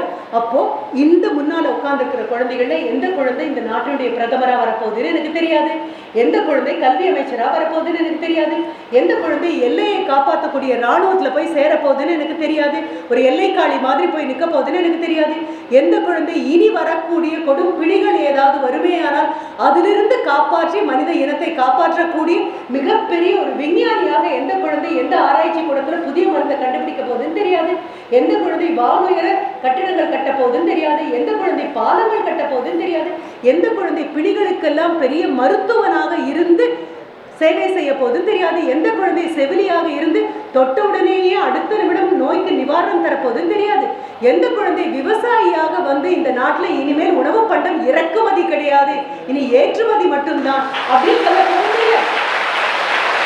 அத்தனை பேரும் உட்காந்துருக்கீங்க, நீங்க அத்தனை பேரும் உட்காந்துருக்கீங்க. அப்ப அத்தனை பேரும் உட்கார்ந்துருக்கும் போது 2வது படிநிலை என்ன, I will never say I will try. என்னன்னு சொல்லுவோம், ஐ வில் டூ. அதை தவிர வேற வார்த்தை மனதுக்குள்ள வரல. சரியா? அடுத்தது ஒன்று, அவ்வளோ சுலபமா ஐ வில் டூ அப்படின்னு சொல்ல முடியுமா என்ன? இதுக்கு ஒரு சின்ன கதை சொல்லு. நீ போய் இன்னைக்கு வீட்டில் தேடிப்பார், அப்பா அம்மா கிட்ட கூட மொபைல் இருக்கலாம் தானே. அப்போ அம்மா அப்பா கிட்ட கேட்டு இன்னைக்கு வந்த பெண்மணி சொன்னாங்க, அது உண்மையா பொய்யான்னு ஒரு தடவை பார்க்கணும் அப்படின்னு சொல்லி கண்டிப்பாக தேடிப்பார். நான் ஒரு நபரை பற்றி சொல்றேன். அவர் ஸ்பெயின் நாட்டில் பிறந்தவர். 1881 பிறந்து 1973 இறந்து போனவர். மாடர்ன் ஆர்ட் அப்படின்னு நவீன ஓவியத்தின் தந்தையாக கருதப்படக்கூடிய பாப்லோ பிகாசோ அப்படின்னு சொல்லக்கூடிய ஒரு நபர். 150,000 ஓவியங்கள் அவரால் தீட்டப்பட்டிருக்கு. இன்றளவும் அவருடைய ஒரு சின்ன ஒரு கோடு வரைந்த கோட்டோவியமாக இருந்தாலும் அது பல கோடி லட்சம் டாலருக்கு போகக்கூடிய அளவுக்கு மிக மிக பிரபலமான, மிகவும் சிறப்பான, வாழ்க்கையே மனிதனுடைய நவீன பார்வையை மாற்றி அமைத்த நபர் பாப்லோ பிகாசோ அப்படின்னு சொல்லக்கூடியவர். அந்த நபர் முதல்ல குழந்தையாக இருந்தபோது அவங்க அப்பாவே ஒரு பெரிய ஓவியர். குழந்தையாக இருந்த பொழுது முதல்ல குழந்தை ஒரு வார்த்தை பேசும் இல்லையா, அம்மா அப்படின்னு சொல்லு அப்படிம்பாங்க, அப்பா அப்படின்னு சொல்லு அப்படின்னு கேட்பாங்க இல்லையா. இந்த குழந்தை முதல்ல சொன்ன வார்த்தை லோபெஸ் அப்படின்னு சொல்லிச்சான். லோபெஸ் அப்படிங்கிறது ஸ்பானிஷ் மொழியில பென்சில் அப்படின்னு அர்த்தம். அந்த குழந்தை அப்பாவை கேட்கல, அம்மாவை கேட்கல, பென்சில் அப்படின்னு கேட்டுதான். அப்போ அது முதல்லயே தெரிஞ்சாச்சு என்னதான் ஆக போறோம் அப்படின்னு முடிவு பண்ணியாச்சு. குழந்தைக்கு முன்னால் எல்லா பொருட்களையும் நம்ம போட்டு வைக்கிறோம். எந்த குழந்தை எதை எடுக்குதோ அதை நோக்கி அந்த குழந்தையுடைய வாழ்க்கை பயணம் பிற்காலத்தில் இருக்கும் அப்படின்னு சொல்லுவோம். சில குழந்தைகள் பேனாவை எடுக்கலாம், சில குழந்தைகள் தூரிகை வண்ண தூரிகையாக பிரஷை எடுக்கலாம், சில குழந்தைகள் முன்னால் ஒரு ஸ்டெதஸ்கோப் இருந்தால் எடுக்கலாம். ஏதோ ஒன்று அந்த குழந்தையோட உள்ளுணர்வு உண்டு. இந்த லோபஸ் அப்படின்னு ஒரு கேட்டதே ஒரு பென்சில் வேணும் அப்படின்னு தான் அந்த குழந்தை சொன்ன முதல் வார்த்தை. பிற்காலத்தில் மிக பிரபலமான ஒரு ஓவியராக ஆகி ஒரு உணவு விடுதிக்கு அவர் போறாரு. அந்த உணவு விடுதி முன்னால அவருடைய காரை நிறுத்திட்டு அவர் இறங்கும் பொழுது அவர் அடையாளம் தெரிந்த ஒரு பெண்மணி ஓடி வராங்க. ஓடி வந்து தன் கையில் இருக்கக்கூடிய, நான் சொன்னேன் இல்லையா சின்ன குறிப்பேடு ஒன்று எப்பவும் கையில் வச்சுக்கோன்னு சொல்றேன், அந்த மாதிரி ஒரு சின்ன ஒரு நோட்டு அதை எடுத்து அவர்கிட்ட நீட்டி பாப்லோ பிகாசோ கிட்ட அவங்க கேட்குறாங்க, ஒரு ஓவியம் வரைஞ்சு கொடுக்க முடியுமா? நீங்க சின்னதாக ஒரு கிறுக்கல் போட்டாலே அது ஓவியம் தானே, வரைஞ்சு கொடுக்க முடியுமா அப்படின்னு கேட்குறாங்க. நான் உங்களுடைய மிகப்பெரிய விசிறி அப்படின்னு சொல்றாங்க. I am huge fan of yours அப்படின்னு கையில் இருக்கக்கூடிய அவங்களுடைய எழுதுகோலையும் அவங்ககிட்ட கொடுத்தாச்சு. கார் பக்கத்திலேயே நின்று ஒரு 30 வினாடிகளுக்குள்ள அவர் மிக அற்புதமாக ஒரு கோட்டோவியம் வரைஞ்சிடுறாரு. வரைஞ்சி முடிச்சதுக்கப்புறம் அந்த அம்மாட்ட கொடுத்துட்டு அந்த அம்மா ஒன்று கேட்குறாங்க, ஏன்னா இவர் அவ்வளோ பிரபலமானவர், இப்போ ஹவு மச் ஷுட் ஐ பே அப்படின்னு இதுக்கு எவ்வளோ நான் கொடுக்கணும் அப்படிங்கும்போது அவர் சிரிச்சுட்டே சொல்றாரு, $3000 அப்படிங்கிறாரு. $3000? இது என்ன சின்னதாக ஒரு 30 வினாடிக்குள்ள திருக்கப்பட்டது, அதுக்கு இவ்வளவா அப்படின்னு கேட்கும்போது அவர் சிரிச்சுட்டே சொல்றாரு, இவ்வளவு 30 வினாடிகளுக்குள் இவ்வளவு சிறப்பாக ஒரு ஓவியத்தை வரைகிறதுக்கு நான் 30 ஆண்டுகள் பயிற்சி பண்ணியிருக்கேன் அப்படின்னு சொல்றாரு. 30 ஆண்டு காலம் பயிற்சி பண்ணா மட்டும்தான் கேட்ட உடனே அவ்வளோ சுலபமா ஒன்றும் இல்லை. உங்க மேடம் இங்கே நின்று என்ன ஆண்டவன் கிட்ட கேட்டாங்க அப்படின்னு சொல்லி பாடணும் அப்படிங்கிறதுக்கு முன்னாடி ஒரு வினாடி சுதாரிச்சுட்டாங்க. ஏன்னா பேசுறதுக்கு குரல் ஒரு ஸ்ருதியில இருக்கும், பாடுறதுக்கு வேற ஸ்ருதிக்கு அந்த குரல் போகணும். ஒரு வினாடி சுதாரிச்சுட்டு அப்புறம் பாட ஆரம்பிச்சாங்க. பாடுங்க அப்படின்னு சொல்லி இல்லை இன்னைக்கு தொண்டை கட்டி இருக்கு அப்படின்னு சொல்றவங்க ஒரு நாளும் பாட போறது இல்லை. பாடுங்க அப்படின்னு நீ சொல்லி பாடுறதுக்கு முன்னால முடிக்கிறதுக்கு முன்னால பாட ஆரம்பிச்சிட்டாங்களா? அவங்க நீ கேட்டதுக்காக பாடல, பாடுறது சந்தோஷத்துக்காக அவங்க பாடுறாங்க. அப்போ யாதுமானவளா ஆகணும் அப்படின்னா 30 ஆண்டு காலம் அந்த ஓவியத்தை வரைஞ்சு பழகி கேட்ட ஒரு 30 வினாடிகளுக்குள் வரையணும்னா அதுக்கு பின்னால் அவ்வளவு கடினமான உழைப்பு இருக்கு. 10 வருடம் கழிச்சு நீ விண்ணுக்கும் மண்ணுக்கும் உயர்ந்து நிற்கக்கூடிய ஒரு விருட்சமாக நிற்கணும் அப்படின்னா இன்றைக்கு தொடங்குது. Your count down starts today. 2034 27ஆம் தேதி ஆகஸ்ட் மாதம், அதாவது 8வது மாதம், ஏதோ ஒரு பெரிய நிலையில் யாரோவாக நீ நிற்க போற அப்படின்னா அந்த யாரோவாக அந்த பெரிய நிலையில நீ நிற்கிறதுக்கு இன்னைக்கே தொடங்கணும். இஸ்ரோ அனுப்பக்கூடிய விண்கலங்கள் மாதிரி சரஸ்வதி பாடசாலா அனுப்பக்கூடிய விண்கலங்கள் நீங்க எல்லாரும், இந்த விண்கலங்கள் சமுதாயம்ங்கிற இவ்வளோ பெரிய ஒரு வானத்துக்குள்ள போய் நிற்கணும்னா என்ன பண்ணணும்? இன்னைக்கு தொடங்கணும். இன்னிலிருந்து கிடைக்கக்கூடிய ஒவ்வொரு வினாடியும் கணக்கெடுக்கணும். 86,400 வினாடிகள் காலங்காத்தால 12 மணிக்கு 12 AM உங்க வீட்டுக்குள்ள கண்ணை திறந்து 12 மணிக்கு கதவு கிட்ட பார்த்தேன்னா ஒரு காசோலை, ஒரு செக்கை ஆண்டவன் உள்ள தள்ளுவார். என்ன அப்படின்னா அந்த செக் ராத்திரி 12 மணியோட காலாவதி ஆயிடும். அந்த செக்கை எப்படி பயன்படுத்துற, நாளைக்கு மறுபடியும் வேணும்னா 24 மணி நேரம் கிடைக்காது. இன்னைக்கு நான் பயன்படுத்தல, நேத்தியோட இன்னைக்கு கொஞ்சம் எடுத்துக்கிட்டுமா அப்படின்னு கேட்டா கிடைக்காது. அன்னன்னைக்கு அந்த காலத்தை நீ செலவு பண்ணலைன்னா அது காலாவதி ஆயிடும். அதனால விரல் இடுக்கு வழியாக வழிஞ்சு போயிடும். நாளைக்கு இதே நேரம் வரும். ஆனா நாளைக்கு இதே நேரம் வரும்போது தேதி என்னவாக இருக்கும்? 28/8/2024 இருக்கும். பார்க்க 10ஆம் வகுப்பு குழந்தை 11 போகும், 11 12ஆம் வகுப்பு போகும், 12ஆம் வகுப்புல இருந்து உள்ளூருக்குள்ள இருக்கிற கல்லூரியோ வெளியில இருக்கக்கூடிய கல்லூரியோ அல்லது பல்கலைக்கழகமோ வெளிநாடோ எங்கேயோ குழந்தைங்க கிளம்பி போயிடுவீங்க. போய் இதே 27/8/2034 வரும்பொழுது யாராக வரும், எதனால வரும், எங்க இருக்கும், எப்படி இருக்கும், இது அத்தனையும் புரியணும் அப்படின்னா the countdown starts today. இன்னைக்கு தொடங்கு. அதை மனதில் கணக்கில் அடுத்தபடியா எடுத்து. அதற்கும் அடுத்தபடி என்ன தெரியுமா? உன்னை சுற்றி எந்த 5 நபர்களை உனக்கு துணையாகவோ தோழிகளாகவோ இருக்க நீ அனுமதிக்கிறையோ அந்த 5 பேருடைய சராசரி தான் நீ. உன்னை சுற்றி 100 மதிப்பெண்கள் வாங்கக்கூடிய குழந்தைகள் இருந்தாங்கன்னா சராசரி என்னவாக இருக்கும்? 100ஆக இருக்கும். உன்னை சுற்றி 40 வாங்கக்கூடிய குழந்தைகள் இருக்காங்க அப்படின்னா உன்னுடைய சராசரி யாரையும் கேட்க வேண்டாம், 40ஆக மட்டும்தான் இருக்கும். அப்போ நீ என்ன பண்ற? தாய் தகப்பன் நீ கேட்டு வந்தது அல்ல, ஆசிரியர்கள் நீ கேட்டு வந்தவர்கள் அல்ல, நீ கேட்டு எதுவுமே உனக்கு ஆண்டவன் கொடுக்கல. ஆனா நீ கேட்காமலேயே ஆண்டவன் என்ன கொடுத்துருக்கான் தெரியுமா? உனக்கு ஒன்ன கொடுத்துருக்கான். நீ கேட்டதே கிடையாது. ஆனா தெய்வம் 2 கை கொள்ளாம உனக்கு உன்னை கொடுத்துருக்கான். அப்போ நீ தான் உன்னுடைய பெரிய நிதி, நீ தான் உன்னுடைய பெரும் கொடை, நீ தான் உன்னுடைய பெரிய செல்லம். யூ ஆர் யுவர் இன்வெஸ்ட்மெண்ட், நீ தான் உன் மூலதனம். அப்ப என்னன்னு தேடுவேன், உன்னை சுத்தி இருக்கக்கூடிய 5 நபர்கள் யாரு அப்படின்னு முடிவெடுக்கிறேன். நான் தாய் தகப்பனை சொல்லல, ஆசிரியரை சொல்லல, நான் சொல்லக்கூடியது யாதுமானவளாக 10 வருடம் கழித்து விண்ணிலே ஏவப்படக்கூடிய ஏவுகணையாக நீ மாறணும் அப்படின்னா, விண்ணிலே ஏவ தகுதியுள்ள ஏவுகணைகளுக்கு நடுவில் நின்றால் நீயும் விண்ணிலே செல்லும் அளவுக்கு ஒரு தகுதி பெற்றவளா. அதை விட்டுட்டு மிகவும் சராசரியாகவும் இலக்கே இல்லாதவர்களும் கனவே இல்லாதவர்களும் இன்னாராக நான் ஆக வேண்டும் என்ற வேட்கை இல்லாத நபர்களாக இருக்கக்கூடியவர்களும் சுற்றி இருந்தா அந்த நபர்களின் சராசரியாக தான் இருப்பேன். அப்போ அதையே எழுதிக்கிறேன். I am just the average of 5 people I allow to be around me. என்னை சுற்றி இருக்க நான் அனுமதிக்கக்கூடிய 5 பேர்களின் கூட்டு எண்ணிக்கையின் சராசரி மட்டும்தான். அப்படின்னா என்ன பார்க்கணும், அடுத்தது யாராகணும் அப்படின்னா சுற்றியில் இருக்கக்கூடியவங்க அப்படிப்பட்ட நபர்களை தேர்ந்தெடு. நீ மட்டும்தான் தேர்ந்தெடுக்க முடியும். உன்னுடைய நட்பு வட்டத்தை நீ மட்டும்தான் தேர்ந்தெடுக்க முடியும். அதை மனதில் வச்சுக்கோ. ஏதோ மொபைல் இருக்கக்கூடிய என் ஃப்ரெண்டோட ஃப்ரெண்டோட ஃப்ரெண்டோட ஃப்ரெண்டு அப்படின்னு முகம் தெரியாத எங்கோ இருக்கக்கூடிய நபர்கள் நட்பு வட்டம் அல்ல.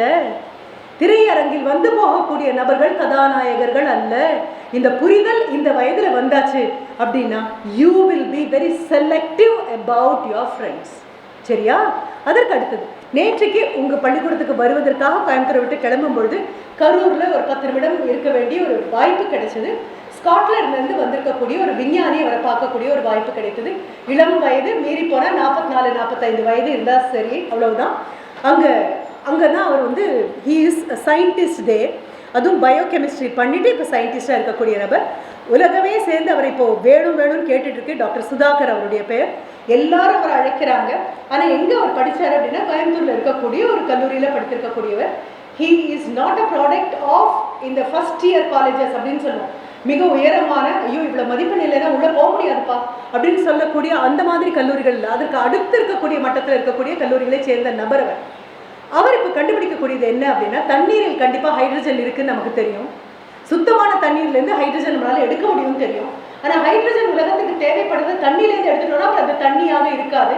அதனால ஸ்காட்லாண்டில் இருக்கக்கூடிய அங்கே ப்ரூவரிஸ் ரொம்ப அதிகமாக இருக்கும். ஸ்காட்டிஷ் விஸ்கி அப்படின்னு கேள்விப்பட்டிருப்பீங்க. அந்த கழிவுப் பொருளிலிருந்து இப்போ ஹைட்ரஜன் தயாரிக்கிறதுக்காக அவர் வந்திருக்காரு.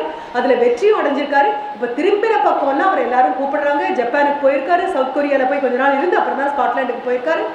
ரொம்ப பிரபலமான ஒரு நபர். நேற்று அவரை பார்க்கக்கூடிய வாய்ப்பு கிடைச்சிது. அவர் என்ன என்கிட்ட சொன்னாருங்கிறது உங்ககிட்ட பகிர்ந்துக்கணும். யாதுமானவளுக்கு அது தெரியணும். அவர் சொன்னார், நான் ஒரு ஃபவுண்டேஷன் தொடங்கியிருக்கேன். அந்த ஃபவுண்டேஷனுக்கு ஆயிரக்கணக்கான அப்ளிகேஷன் வருது. இந்த அப்ளிகேஷன் எல்லாமே வரக்கூடிய விண்ணப்பங்களை நாங்கள் எப்படி ஆய்வு செய்கிறோம் தெரியுமா? முதல்ல இந்த கல்லூரி தமிழ்நாட்டில் இருக்குன்னே தெரியாத கல்லூரியிலிருந்து ஒரு குழந்தை எங்களோட சேர்ந்து உழைக்கணும்னு ஆசைப்படுறாங்கன்னா அதை முதல்ல டிக் பண்ணுங்க. ஏன்னா ஐஐடி அப்படின்னா எல்லாருக்கும் தெரியும், ஐஏஎம் அப்படின்னா எல்லாருக்கும் தெரியும், ஐஏஎஸ்சி அப்படின்னா எல்லாருக்கும் தெரியும். ஏன்னா இது எல்லாமே இந்திய தரத்தில் பார்த்தீங்கன்னா கல்விக்கூடங்களில் மிக உச்சத்தில் இருக்கக்கூடிய இடங்கள்னு தெரியும். அதற்கு அடுத்த நிலையில எங்களுடைய கல்லூரி மாதிரி பிஎஸ்ஜி மாதிரி இருக்கக்கூடிய எல்லா கல்லூரிகளும் வரும். ஆனால் ஒரு நாமக்கல்லாக இருக்கலாம், திண்டுக்கல்லாக இருக்கலாம், விருதுநகராக இருக்கலாம், கும்பகோணமாக இருக்கலாம், பெரிதும் பலராலும் சொல்லப்படாத ஒரு கல்லூரியிலும் ஏதோ 2 குழந்தைகள் இல்லை நாங்கள் பெரிய விஞ்ஞானிகளாக ஆகணும் அப்படிங்கிற எழுச்சியோடு எங்களுக்கு விண்ணப்பம் போட்டிருக்காங்கன்னா அந்த அப்ளிகேஷனை முதல்ல எடுத்து வெளியில வைங்க. 2வது, பெண் குழந்தைகளாக இருந்தால் அடுத்தது அதை எடுத்து வெளியில வைங்க. 3வது, குடும்பத்தின் முதல் பட்டதாரி குழந்தையாக இருந்ததுன்னா அதையும் எடுத்து வெளியில வைங்க அப்படின்னு சொல்லி அப்படிதான் நாங்கள் பார்க்குறோம் அப்படின்ட்டு. அடுத்து அவர் சொன்னது என்ன தெரியுமா? ஜப்பான் போயிருக்கேன், கொரியாவிலேருந்து வேலையும் பார்த்துருக்கேன். ஆனால் ஒரு 50 பேர் இருக்கக்கூடிய விஞ்ஞானிகள், 50 விஞ்ஞானிகளுடைய ஒரு கருத்தரங்கு அப்படின்னு ஒரு கூடத்திற்குள்ளே போனோம் அப்படின்னா மீறி போனால் ஒரு பெண்மணிக்கு மேலே சவுத் கொரியாவிலேயோ ஜப்பான்லேயோ நான் பார்த்தது கிடையாது. ஆனால் இந்தியாவில் வந்து விஞ்ஞானிகளுக்கான ஒரு கருத்தரங்கம் அப்படின்னு வந்து உட்காந்தேன் அப்படின்னு சொன்னால் 50 பேரில் 30க்கும் மேலே பெண்கள் இருக்காங்க. இந்தியாவை பொறுத்த வரைக்கும் பெண்கள் மேலே வர்றதுக்கு எந்த தடையும் கிடையாது. அவர் சொல்லும் போது அவ்வளோ கர்வமா இருக்கு. அவர் சொல்றாரு, ஒரு பள்ளிக்கூடத்துக்கு போனா பெரும்பாலானவர்கள் பெண் ஆசிரியர்களா இருக்காங்க, தலைமை பொறுப்புல பெண்கள் இருக்காங்க. ஒரு கம்பெனிக்கு போனா பெண்கள் தலைமை பொறுப்புல இருக்காங்க. ஒரு மிகப்பெரிய ஒரு ஸ்டார்ட் அப் அப்படின்னு பார்த்தோம்னா பெண்கள் அதிகமாக இருக்காங்க. ஆண்டர்பிரினர்ஸ்னா பெண்கள் அதிகமாக இருக்காங்க. மருத்துவர்களாக பெண்கள் அதிகமாக வந்து நிற்கிறாங்க. எந்த இடத்துக்கு போனாலும் இந்தியாவை பொறுத்த வரைக்கும் இந்த கிளாஸ் சீலிங்கை உடைச்சிட்டு மேலே வரணும் அப்படின்னு பெண்களுக்கு தனியாக சொல்ல வேண்டிய காரியமே இல்லை. ஏன்னா பெண் முதன்மை பொறுப்பில் இருக்கக்கூடிய கலாச்சாரத்தில் வந்த நாடு இது. அதனால எந்த கோவிலுக்கு போனாலும் நேற்றுக்கு இங்கே இருக்கக்கூடிய சாரங்கபாணியை பார்க்க போன பொழுது முதல்ல யாரை பார்த்துட்டு தான் அவரை பார்க்கணும் அப்படின்னா தாயார் அப்படின்னு சொல்லக்கூடிய அம்பிகை அந்த அம்மாவை பார்த்துட்டு தான் தாயாரை பார்த்ததுக்கு அப்புறம் தான் அங்கே போக முடியும். அம்மாவுக்கிட்ட சொல்லித்தான் அப்பா கிட்ட போக முடியும். இன்றளவும் தலைமை பொறுப்பில் நிற்கக்கூடியது வீட்டில் அம்மா தான், அப்பா தான் பெரியவர் இல்லைன்னு சொல்லவே இல்லை. ஆனாலும் யாதுமானவளாக நிற்கக்கூடியது யாரு அப்படின்னா அம்மா தான். உங்களுடைய ஜாமெட்ரி பாக்ஸில் ஒரு காம்பஸ் இருக்கும், பார்த்துருக்கீங்களா? இந்த காம்பஸோடைய ஒரு கால் ஊன்றி இருக்கும், இன்னொரு காலில் பென்சிலை வச்சிருப்பீங்க. பென்சிலை வச்சு வட்டம் போடுவீங்க. வட்டம் வட்டமா வரணும்னா பென்சில் குத்தி இருக்கிற கால் இல்லை முக்கியம். எந்த கால் முக்கியம்? நிற்கிற அந்த கால் அசையாம நின்னா மட்டும்தான் வட்டம் வட்டமாக வரும், இல்லைன்னா கோண கோணையா போயிடும். குடும்பங்கிற வட்டத்துல ஊன்றி நிற்கக்கூடிய கால் உங்க அம்மா. மற்ற அத்தனை பேரும் சுற்றி சுற்றி வரணும். அந்த அம்மா உறுதியா இருந்தாங்கன்னா என்ன? நேற்று அவர் சொல்றாரு, இந்தியாவை பொறுத்த வரைக்கும் திரும்பின பக்கம் இல்ல, டாப் ரேங்க்ல வந்து நிற்கிறது யாரு அப்படின்னா 50 பேருக்கு 30 பேர்கள் பெண்கள் மேலே வந்துடுறாங்க. அதே மாதிரி அந்த அமர்வு முடிஞ்சு கிளம்பலாம், போய் மத்தியான சாப்பாடு சாப்பிட்டுட்டு வாங்க, மத்தியான அமர்வுக்கு வாங்க அப்படின்னு சொன்னால் ஆண் குழந்தைகள் எல்லாரும் கிளம்பி போயிடுறாங்க. கிளம்பி போகாமல் அங்கேயே தயங்கி 5 பேர் 10 பேர் வட்ட வட்டமாக நின்றுட்டு எங்களையே பார்த்துட்டு இருக்காங்க. யாருன்னு பார்த்தா பெண் குழந்தைங்க. கேட்டால் எங்களுக்கு இப்படி ஒரு விஷயம் இருக்கிறதே தெரியாது, எங்களுக்கு விஞ்ஞானிகள் ஆகணும்னு ஆசை. அத்தனை பேர் முன்னால் எங்களால் கேள்வி கேட்க முடியல. ஆனால் மேடையில் இருக்கக்கூடிய விஞ்ஞானிகள் கிட்ட நாங்கள் சாப்பாடு எப்போ வேணாலும் சாப்பிட்டுக்கிறோம், அவங்ககிட்ட ஒரு கேள்வி கேட்கணும், கேட்டுட்டு போயிடணும் அப்படின்னு இங்கே இருக்கக்கூடிய பெண் குழந்தைகளுடைய ஆர்வத்தை பார்த்தா அவ்வளவு ஆச்சரியமாக இருக்கு, அவ்வளவு பரவசமாக இருக்கு அப்படின்னு சொன்னார். அப்போ என்ன புரிஞ்சுக்கணும் தெரியுமா? நீ இந்த 10 வருஷத்துல எங்க போய் நிற்போம் அப்படிங்கிறது வேற, எப்படி போவோம் அப்படிங்கிறது முதல்ல வர வேண்டியது. It should be process driven. இந்த வழியாக தான் போவேன், நல்ல வழியாக தான் போவேன், நல்ல குணங்களோட போவேன், நல்ல ஒழுக்கத்தோட போவேன், நல்ல பண்புகளோட போவேன். என்னை சுற்றி இருக்கக்கூடிய மற்றவர்கள் செய்வதனால் செய்யக்கூடாத செயல்களுக்குள்ள நான் இறங்க மாட்டேன். என்ன காரணம்? நான் யாதுமானவள், நேர்மை அல்லாத பாதையில் போக மாட்டேன், அறம் சாராத எதையும் செய்ய மாட்டேன் அப்படின்னு காம்பஸோட ஒரு கால் ஊனி நின்றுச்சு. இந்தியாவுடைய பெண்கள் அத்தனை பேர் ஊன்றி நிற்கிற காலாக மாறிட்டோம் அப்படின்னா அறம் அப்படிங்கிற வட்டத்தை தவிர இந்தியாவால வேற வட்டங்கள் போட முடியாது. அப்போ நீ முதல்ல எந்த நிலைக்கு நாம் வந்தாலும் அந்த நிலைக்கு நாம் வரதுக்கு தேர்ந்தெடுத்த பாதை சுலபமானது அல்ல, சரியானது. ஏன்னா யாதுமானவளான முன்னால இயற்கை 2 வழியை காட்டும். சுலபமான வழி ஒன்று, சரியான வழி ஒன்று. The right path and the easy path. Easy path எடுக்கிறவங்க சுலபமா மேலே வந்த மாதிரி இருக்கும், நிரந்தரமா அவங்களால அங்கே உட்கார முடியாது. ஆனா ரைட் பாத் எடுத்தவங்க எல்லாரும் கிண்டல் பண்ணுவாங்க, எல்லாரும் கேலி பண்ணுவாங்க. பாரு, உன்னோட தொடங்குறவங்க எங்க போய் நின்றுட்டாங்கன்னு பாரு, உன்னோட தரவங்க எவ்வளவு சம்பாதிச்சிட்டாங்க பாரு, திருப்பி உலகம் சொல்லிட்டே இருக்கும். ஆனாலும் உனக்கு ஒன்று தெரியும், அவங்க தொடங்கி அந்த மின்னல் வேகத்தில் அங்கே போயிருக்கலாம். நீ நிதானமாக போகக்கூடிய நபராக இருந்தாலும் சரி, யாரோடும் போட்டி போடாமல் இருந்த சவரந்து. ஆனால் ஒரு அச்சமும் இல்லாமல் உனக்கு படுத்த உடனே தூக்கம் வரும், மன அமைதி இருக்கும். மனதில் ஆகா இவங்க வருவாங்களோ அவங்க வருவாங்களோ இவங்க எதுவும் இருக்காது. நீ தேர்ந்தெடுத்த பாதை அவ்வளவு சரியான பாதை. அதான் காந்தியடிகள் ரொம்ப அழகா சொல்லக்கூடியது என்ன தெரியுமா? நீ பயப்படக்கூடிய பேயும் பிசாசும், the devils which you are scared of, நீ பயப்படக்கூடிய பேயும் பிசாசும் வெளியில இல்லை அம்மா, உனக்குள்ள இருக்கு. உனக்குள்ள இருக்கு. The devils which you are scared of are inside, and the great battle you have to fight is not outside. The battle has to be fought inside. மிகப்பெரிய போரை நீ உனக்குள் நடத்தி கொண்டே இருக்க வேண்டும். உனக்குள்ள நடத்தும் போது சரியில்லாத பாதைக்கு போக மாட்டேன், சரியில்லாத வார்த்தை பேச மாட்டேன், சரியில்லாத செய்கை செய்ய மாட்டேன். பக்கத்தில் இருக்கிறவங்க, அடுத்தவங்க, எதிர்த்தவங்க எல்லாரும் சொன்னாலும் என் கால்கள் நான் தேர்ந்தெடுத்த அறம் சாராத பாதை அல்லாத அறம் சார்ந்த பாதையை தவிர போகாது. இது அடுத்து நீ எடுக்க வேண்டிய பெரிய நிலைப்பாடு. 10 வருஷம் கழிச்சு என்னை சந்திக்கும் போது நீ சொல்லலாம், நீங்கள் சொன்ன அளவுக்கு நான் மேலே வரல மேடம். அப்போ கூட நான் சிரிச்சுட்டே சொல்வேன், நான் சொன்ன அளவுக்கு நீ மேலே வராட்டா கூட நான் சொன்ன பாதையை நோக்கி நீ போயிட்டு இருக்கல, அதுவே பெரிய ரிவார்ட். ஒலிம்பிக் கேம்ஸில் தங்கம் வாங்குறது இல்லை, ஒலிம்பிக் கேம்ஸில் பங்கெடுக்க தகுதி வாங்குறதே பெரிய விஷயம். அதுதான் பெரிய விஷயம். அது புரிஞ்சுக்கணும். ஒலிம்பிக் கேம்ஸில் தங்கம் கடைசி தங்கமே. ஆனால் ஒலிம்பிக் கேம்ஸில் பங்கெடுக்கிறதுன்னு ஒன்று இருக்குல்ல, கடைசியாக ஓடி வர தகுதி கூட இல்லாமல் தானே நம்ம உட்காந்துருக்கோம். அப்போது அந்த பெரிய விஷயம் உனக்குள்ளே வரும். இப்போ இந்தியாவில் இருக்கக்கூடிய பெண் குழந்தைகள் அத்தனை பேர், இதை சொல்லும் பொழுது குழந்தைங்க ஒரு கேள்வி கேட்பீங்க, அப்படி இருந்துமா கல்கத்தாவில் இவ்வளோ பெரிய நிகழ்ச்சி நடந்தது, பெண்களுக்கு இவ்வளோ வன்கொடுமை நடக்குது, எங்கள் சார்ந்துதான் எல்லாம் இருக்குது அப்படின்னு. அப்போது நான் இதையும் சொல்கிறேன், யாதுமானவள் அப்படின்னா தான் மேலே வருவதை பற்றி மட்டும் நினைப்பவள் அல்ல. யாதுமானவள் என்பவள் தான் மேலே வரும்பொழுது தன்னோடு குறைந்தபட்சம் 5 பெண் குழந்தைகளையாவது தூக்கி கொண்டு வருபவள். உன்னோடு சேர்ந்து இன்னும் 5 பேரை மேலே கொண்டு வருவேன். இதுவும் இதே மாதிரி ஒரு யாதுமானவள் நிகழ்ச்சியில தான் நடந்தது. நான் சொன்னேன், எங்கள் காலத்தில் ஒத்தொத்த படியாக கட்டி நாங்கள் மேலே வந்தோம். ஒரு படி கட்டி அதில் ஏறி நிற்போம், அடுத்த படியை நாங்களே கட்டுவோம், அது மேலே ஏறி நிற்போம், அதுக்குள்ளே ஏறி நிற்போம். அப்படி படிப்படியாக தாண்டா மேலே வந்தோம், படி யாரும் எங்களுக்கு கட்டி வைக்கல அம்மா அப்படின்னு சொன்ன போது கேள்வி கேட்கறதுக்காக ஒரு குழந்தை வந்தா தேவக்கோட்டையில். அந்த குழந்தை வந்து மேடைக்கு வந்து எனக்கு இன்னும் ஞாபகம் இருக்குது, தாரிணி அந்த குழந்தையுடைய பேர். வந்து பக்கத்தில் வந்து நின்று என்கிட்ட கேட்டாங்க, 10 படி 15 படி கட்டிட்டோம், நீ 16வது படி நீ கட்டினா போதும், 15 படி நாங்கள் கட்டிட்டோம், ஏறி வந்துருக்கணுமா, 16வது படியிலேருந்து நீ கட்ட ஆரம்பி, உனக்கு அடுத்த தலைமுறை ஏறுறதுக்கு நீ கட்டணும் தானே அப்படின்னு கேட்டீங்க இல்லையா. இன்னும் முதல் படியிலேயே ஏற முடியாமல் இருக்கிறவங்களுக்கு என்ன பண்ணுறது அப்படின்னு கேட்டேன்.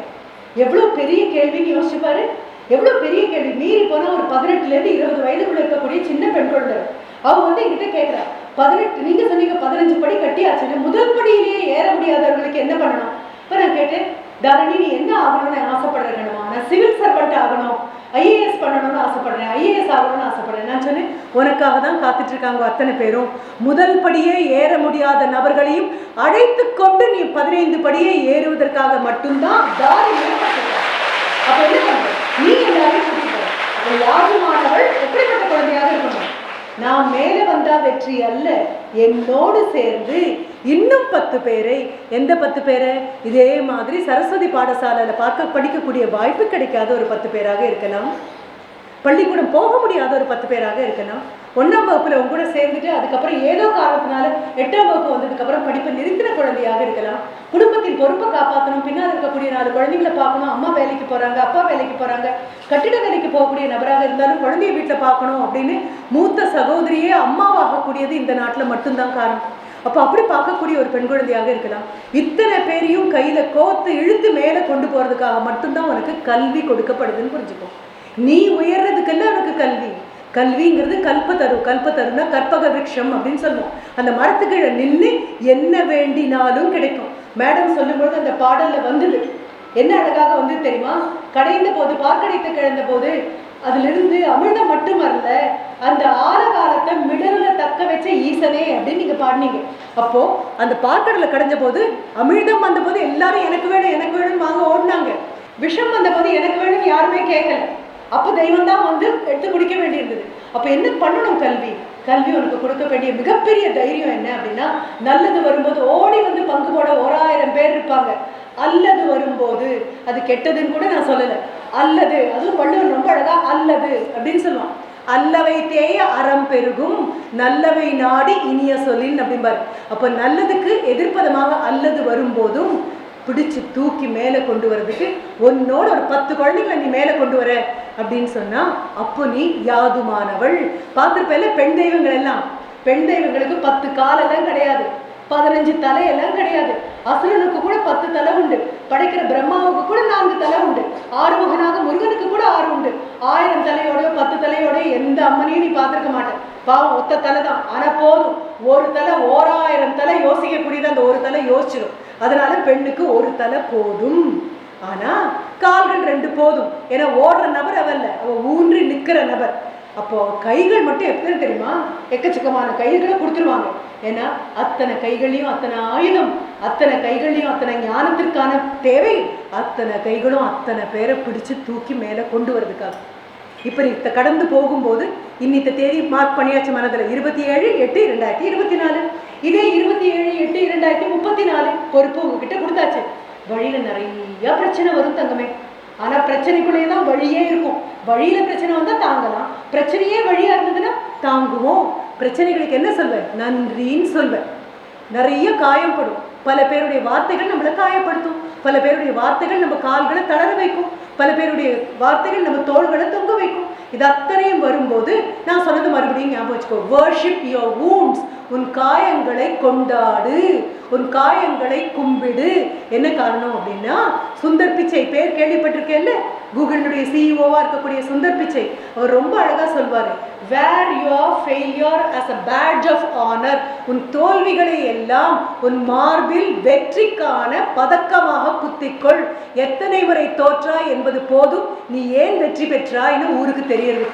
அதனால என்ன பண்ண, தோல்வி வரும், நன்றி, கீழே துவண்டு விழுவேன், நன்றி, 10 பேர் முன்னாலும் பின்னாலும் பக்கத்துல இருந்து பேசுவார்கள், மிகப்பெரிய நன்றி. ஆண்டவர்கிட்ட கேளு, 10 பேரோட நிறுத்தாதப்பா, இன்னும் 40 பேரை கொடு, என் முதுகு பின்னால பேசுறதுக்கு 40 பேரை கொடு, என் பலத்தை போக்குறதுக்காக 40 பேரை கொடு. இத்தனை பேர் நீ விழுவ விழுவ விழுவேன்னு சொல்லும் பொழுது நான் விழலாம்.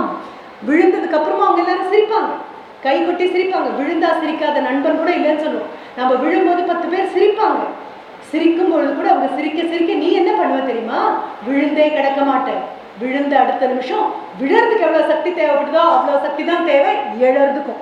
இப்போ அடுத்த நிமிஷம் என்ன பண்ணிருப்பேன், எழுந்திரிச்சு நிற்பேன். இந்த 10 வருட காலத்துக்குள்ள 10 தடவை விழுந்திருக்கலாம், ஆனா 11ஆவது தடவை நீ எழுந்திரிச்சிட்டேன்னு வை, அந்த கணக்கு மட்டும்தான் 10 வருஷம் கழிச்சு நீ என்கிட்ட சொல்ல போற. 10 தடவை தள்ளி இருக்கலாம், 10 தடவை நானே இடறி விழுந்துக்கலாம். விழுந்து கிடக்கிறது தான் பிரச்சனையே தவிர விழறது பிரச்சனை கிடையாது. விழுந்தா என்ன பண்ணுவேன், விழுந்த வேகத்தை விட 10 மடங்கு வேகத்துல எழுந்திருப்பேன். அப்படி எழுந்திருக்கிறதுக்கு என்ன பெரிய நன்மை தெரியுமா, விழறதுன்னா உனக்கு தெரியும், விழுந்தா எவ்வளவு உயரத்துலேருந்து விழறோம் தெரியும், விழுந்தா எப்படி அடிபடும் தெரியும், விழுந்தா எப்படி வலிக்கும் தெரியும், விழுந்தா எப்படி எழுந்திருக்கிறதுன்னு தெரியுமா. ஆனா நீ யாதுமானவள், சாதாரண பெண்ணுக்கு இவ்வளவுதான் தெரியும். ஆனா யாதுமானவளுக்கு இன்னும் ஒண்ணு அதிகமா தெரியும். என்ன தெரியுமா, விழுந்து கிடக்கிறவங்களுக்கு கையை கொடுத்து தூக்கி விடணும்னு தெரியும். அப்போ நல்ல கற்பனை மேல வரப்போற, மிகப்பெரிய ஆளாக வரப்போற, காயங்கள் எல்லாம் கொண்டாட போற, நன்றி உணர்வோட இருக்க போற, தேதியை மனதுக்குள்ள எழுதிக்க போற. மனதுக்குள்ள கூட எழுதாது. எல்லா குழந்தைகளுக்கும் நான் சொல்லுவேன், இமெயில் எழுதிக்கோங்கன்னு நான் சொல்லுவேன். இமெயில் உள்புறம் எழுதிக்கோன்னு சொல்லுவேன். இமெயிலோட மேலே எழுதினேன் அப்படின்னா கண்மை மாதிரி கழுவினோட காணாம போயிடும். இமெயிலோட உள்ள எழுதிக்கோ, நெருப்பால எழுதிக்கோ. நெருப்பால எழுதுறது அப்படின்னா என்ன அர்த்தம், அதுக்குள்ள இதே 27ஆம் தேதி இதே 8வது மாதம் 2034 சிறப்பு விருந்தினராக கும்பகோணத்திற்கு கோவையில் இருந்தெல்லாம் ஆள் வர வேண்டிய அவசியமே கிடையாது. சரஸ்வதி பாடசாலையில இருக்கக்கூடிய அத்தனை குழந்தைகளும் இன்னைக்கு அத்தனை பேர் வரும்போது எங்களுக்கு ஒரு பூங்கொட்டம் உண்டு, எங்களுக்கு ஒரு நினைவு பரிசு உண்டு, எங்களுக்கு ஒரு பொன்னாடை உண்டு. எங்களுடைய வாழ்க்கை வரலாறு படிக்கிறதுக்கு இங்க ஒரு நபர் இருப்பாங்க. எங்களுடைய பிரின்சிபல் எங்க பேரை முன்னால கோலமாக எழுத சொல்லி அங்க காத்துட்டு இருப்பாங்க. எங்களுக்காக முன்னால பேண்ட் வாசிச்சுட்டு எல்லாரும் போவாங்க. இந்த படியேறி வந்து நிற்கும் போது வரும்போது அத்தனை குழந்தைகளும் கை தட்டுவாங்க. வணக்கம்னு சொன்ன அடுத்த நிமிஷம் எல்லாரும் வணக்கம் திருப்பி சொல்லுவாங்க. ஆனா அத்தனையும் எப்பதான் நடக்கும், இன்னைக்கு தொடங்கணும். இன்னைக்கு நான் சொல்லும் போதுதான் பயங்கர உற்சாகமா இருக்கும். எஸ் மேடம், கண்டிப்பாக எண்ணி 10வது வருஷம் நான் இருக்கிற இடம் அது மேடம் அப்படின்லாம் சொல்லுவோம். ஆனா நாளைக்கு ஆகும்போது வோல்டேஜ் அப்படியே குறைஞ்சு போயிடும். உங்களுக்கு என்னப்பா பள்ளிக்கூடமா சொல்லி போவீங்க, 91வது பள்ளிக்கூடம், நாளைக்கு 92, அப்புறம் 93, உங்களுக்கு வேற வேலை கிடையாது அப்படின்னு நினைப்பீங்கல்ல. எல்லாருக்கும் இந்த மனச்சோர்வு வரும். எல்லாரும் மேடம் ஒரு சூரியன் ஒரு வார்த்தையை சொன்னாங்க, நான் இல்லை மேடம், அது நான் மறுபடியும் சொன்னேன். ஆனா இந்த குழந்தைங்க எல்லாரும் சூரியன் தான். ஏன்னா பாரதியுடைய பார்வையில பாத்தீங்க அப்படின்னா உதய ஞாயிறு ஒப்பவே அப்படின்னே சொல்வார். உதித்து வரக்கூடிய சூரியனாக இருக்கக்கூடிய செஞ்சுடராக இருக்கக்கூடிய குழந்தைங்களை நீதானே இளைய பாதரன், நீதானே எதிரிலா வளமுடைய குழந்தை, உன்னுடைய தோள்கள் தானே திண்மையானது அப்படின்னு வார்த்தைகள் ஒரு நபர் சொல்லும்போது பயங்கரமா உசுப்பேறி ஆஹா நான் தான் அப்படின்னு தோணும். ஆனா அன்றாடம் அந்த நபருடைய வார்த்தையை கேட்க முடியாது இல்லையா. அன்றாடம் அந்த நபர் நம்மளை தூக்கி தூக்கி விட்டுட்டு இருக்க மாட்டாங்க தானே. அப்போ ஆட்டோ சஜஷன் ஒன்று தேவைப்படும். மேடம் சொன்ன சூரியன்கிற வார்த்தையை நான் உங்ககிட்ட கொண்டு வந்து சேர்க்கிறேன். யாருக்கு, நிலவுக்கு மட்டும்தான் அந்த பிரச்சனை உண்டு. பாக்குறீங்க பௌர்ணமி அப்படின்னா ஆகாயம் பூரா அவ்வளவு குளிர்மையான ஒரு அழகான வெளிச்சத்தோட வந்து நிற்கக்கூடிய பௌர்ணமி. பார்க்க பார்க்க அப்படியே பூமியிலேருந்து கிளம்புது. இங்க சூரியன் அஸ்தமிக்க அஸ்தமிக்க அந்த பக்கம் உதயமாகக்கூடிய பூர்ணிமா முழுமையான பூர்ணமான அந்த சந்திரன் வர.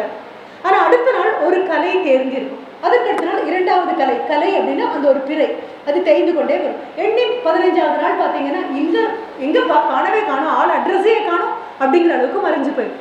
இது சாதாரண நபர்களுக்கு நடக்கக்கூடியது. ஏன் இது நடக்குதுன்னு தெரியுமா? இரவல் வெளிச்சம் ரொம்ப நாளைக்கு தாங்காது.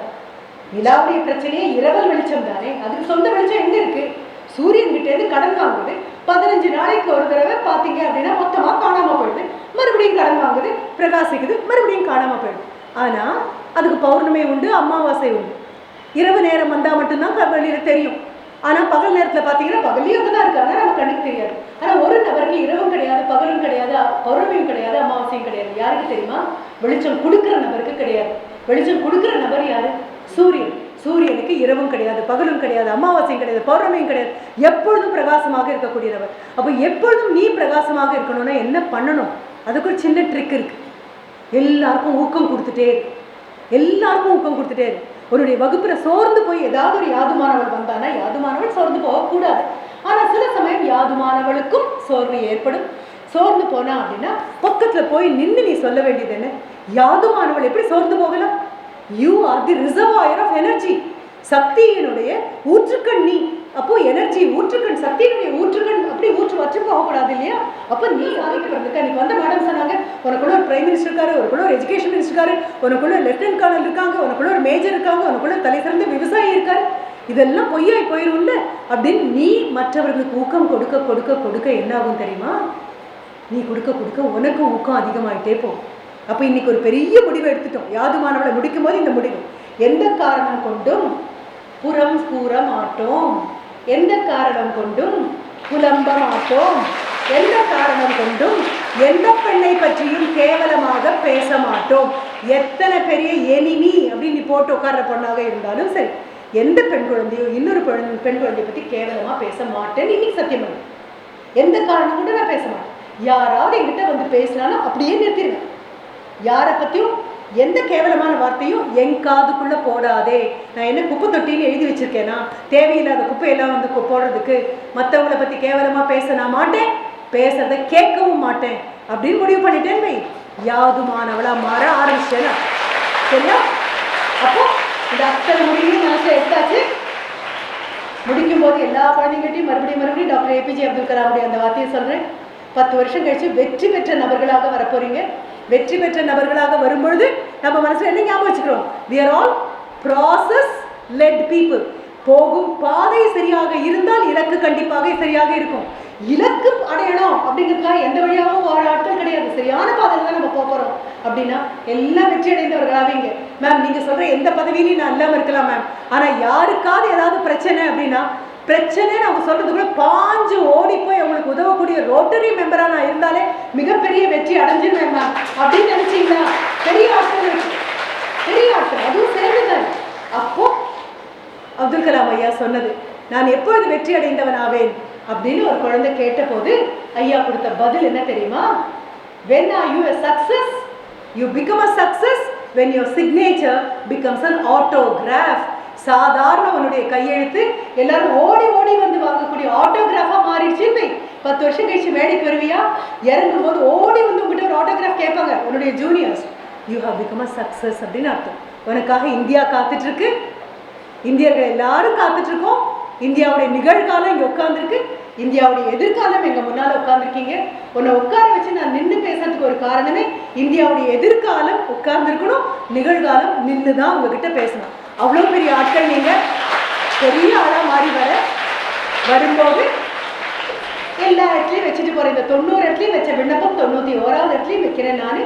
அங்கே ஏதாவது ஒரு சேர் காலியாக இருக்குமே ஆனால் கண்டிப்பாக சேர் 3 சேரே இருந்தால் நான் விஜயகுமாரி மேடம் எங்க கணவர் 3 பேரும் அங்கே வருவோம். அங்கே மூலையில் உட்காந்துருப்போம்.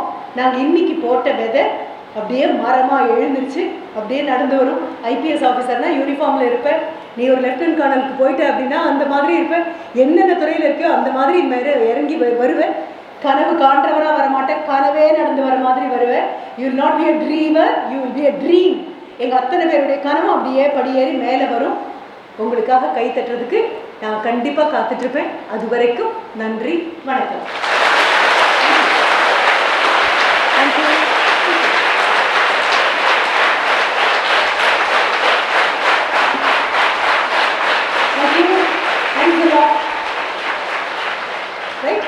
மிக்க நன்றி. இனி the best part of the whole program is the question answer. Ma'am கேட்ட உடனே எல்லாரும் அவங்க கையை தூக்குனீங்க, கை தூக்காதவங்க கையில் மற்றவங்க தூக்கி பிடிச்சிங்க, 2 கையை தூக்கின ஆட்கள் இருக்கீங்க. இப்போ கேள்விக்கு போயிடலாம். இன்னொரு சின்ன விண்ணப்பம், எந்த காரணம் கொண்டு மைக் அவங்க கிட்ட கொண்டு போகாதீங்க, அவங்க மைக்கு கிட்ட வரும். ஏன்னா மைக்கு கொண்டு போனோம் அப்படின்னு சொன்னால் கஷ்டப்படுத்தி மைக்கை கொடுக்குறோன்னு அர்த்தம். எனக்கு மைக் கொடுங்க அப்படின்னு ஒரு குழந்தை கேட்குது அப்படின்னா அந்த குழந்தை ஒரு முடிவு எடுத்தாச்சு, அது ஒரு யாதுமானவள் அப்படின்னு. So your time starts now.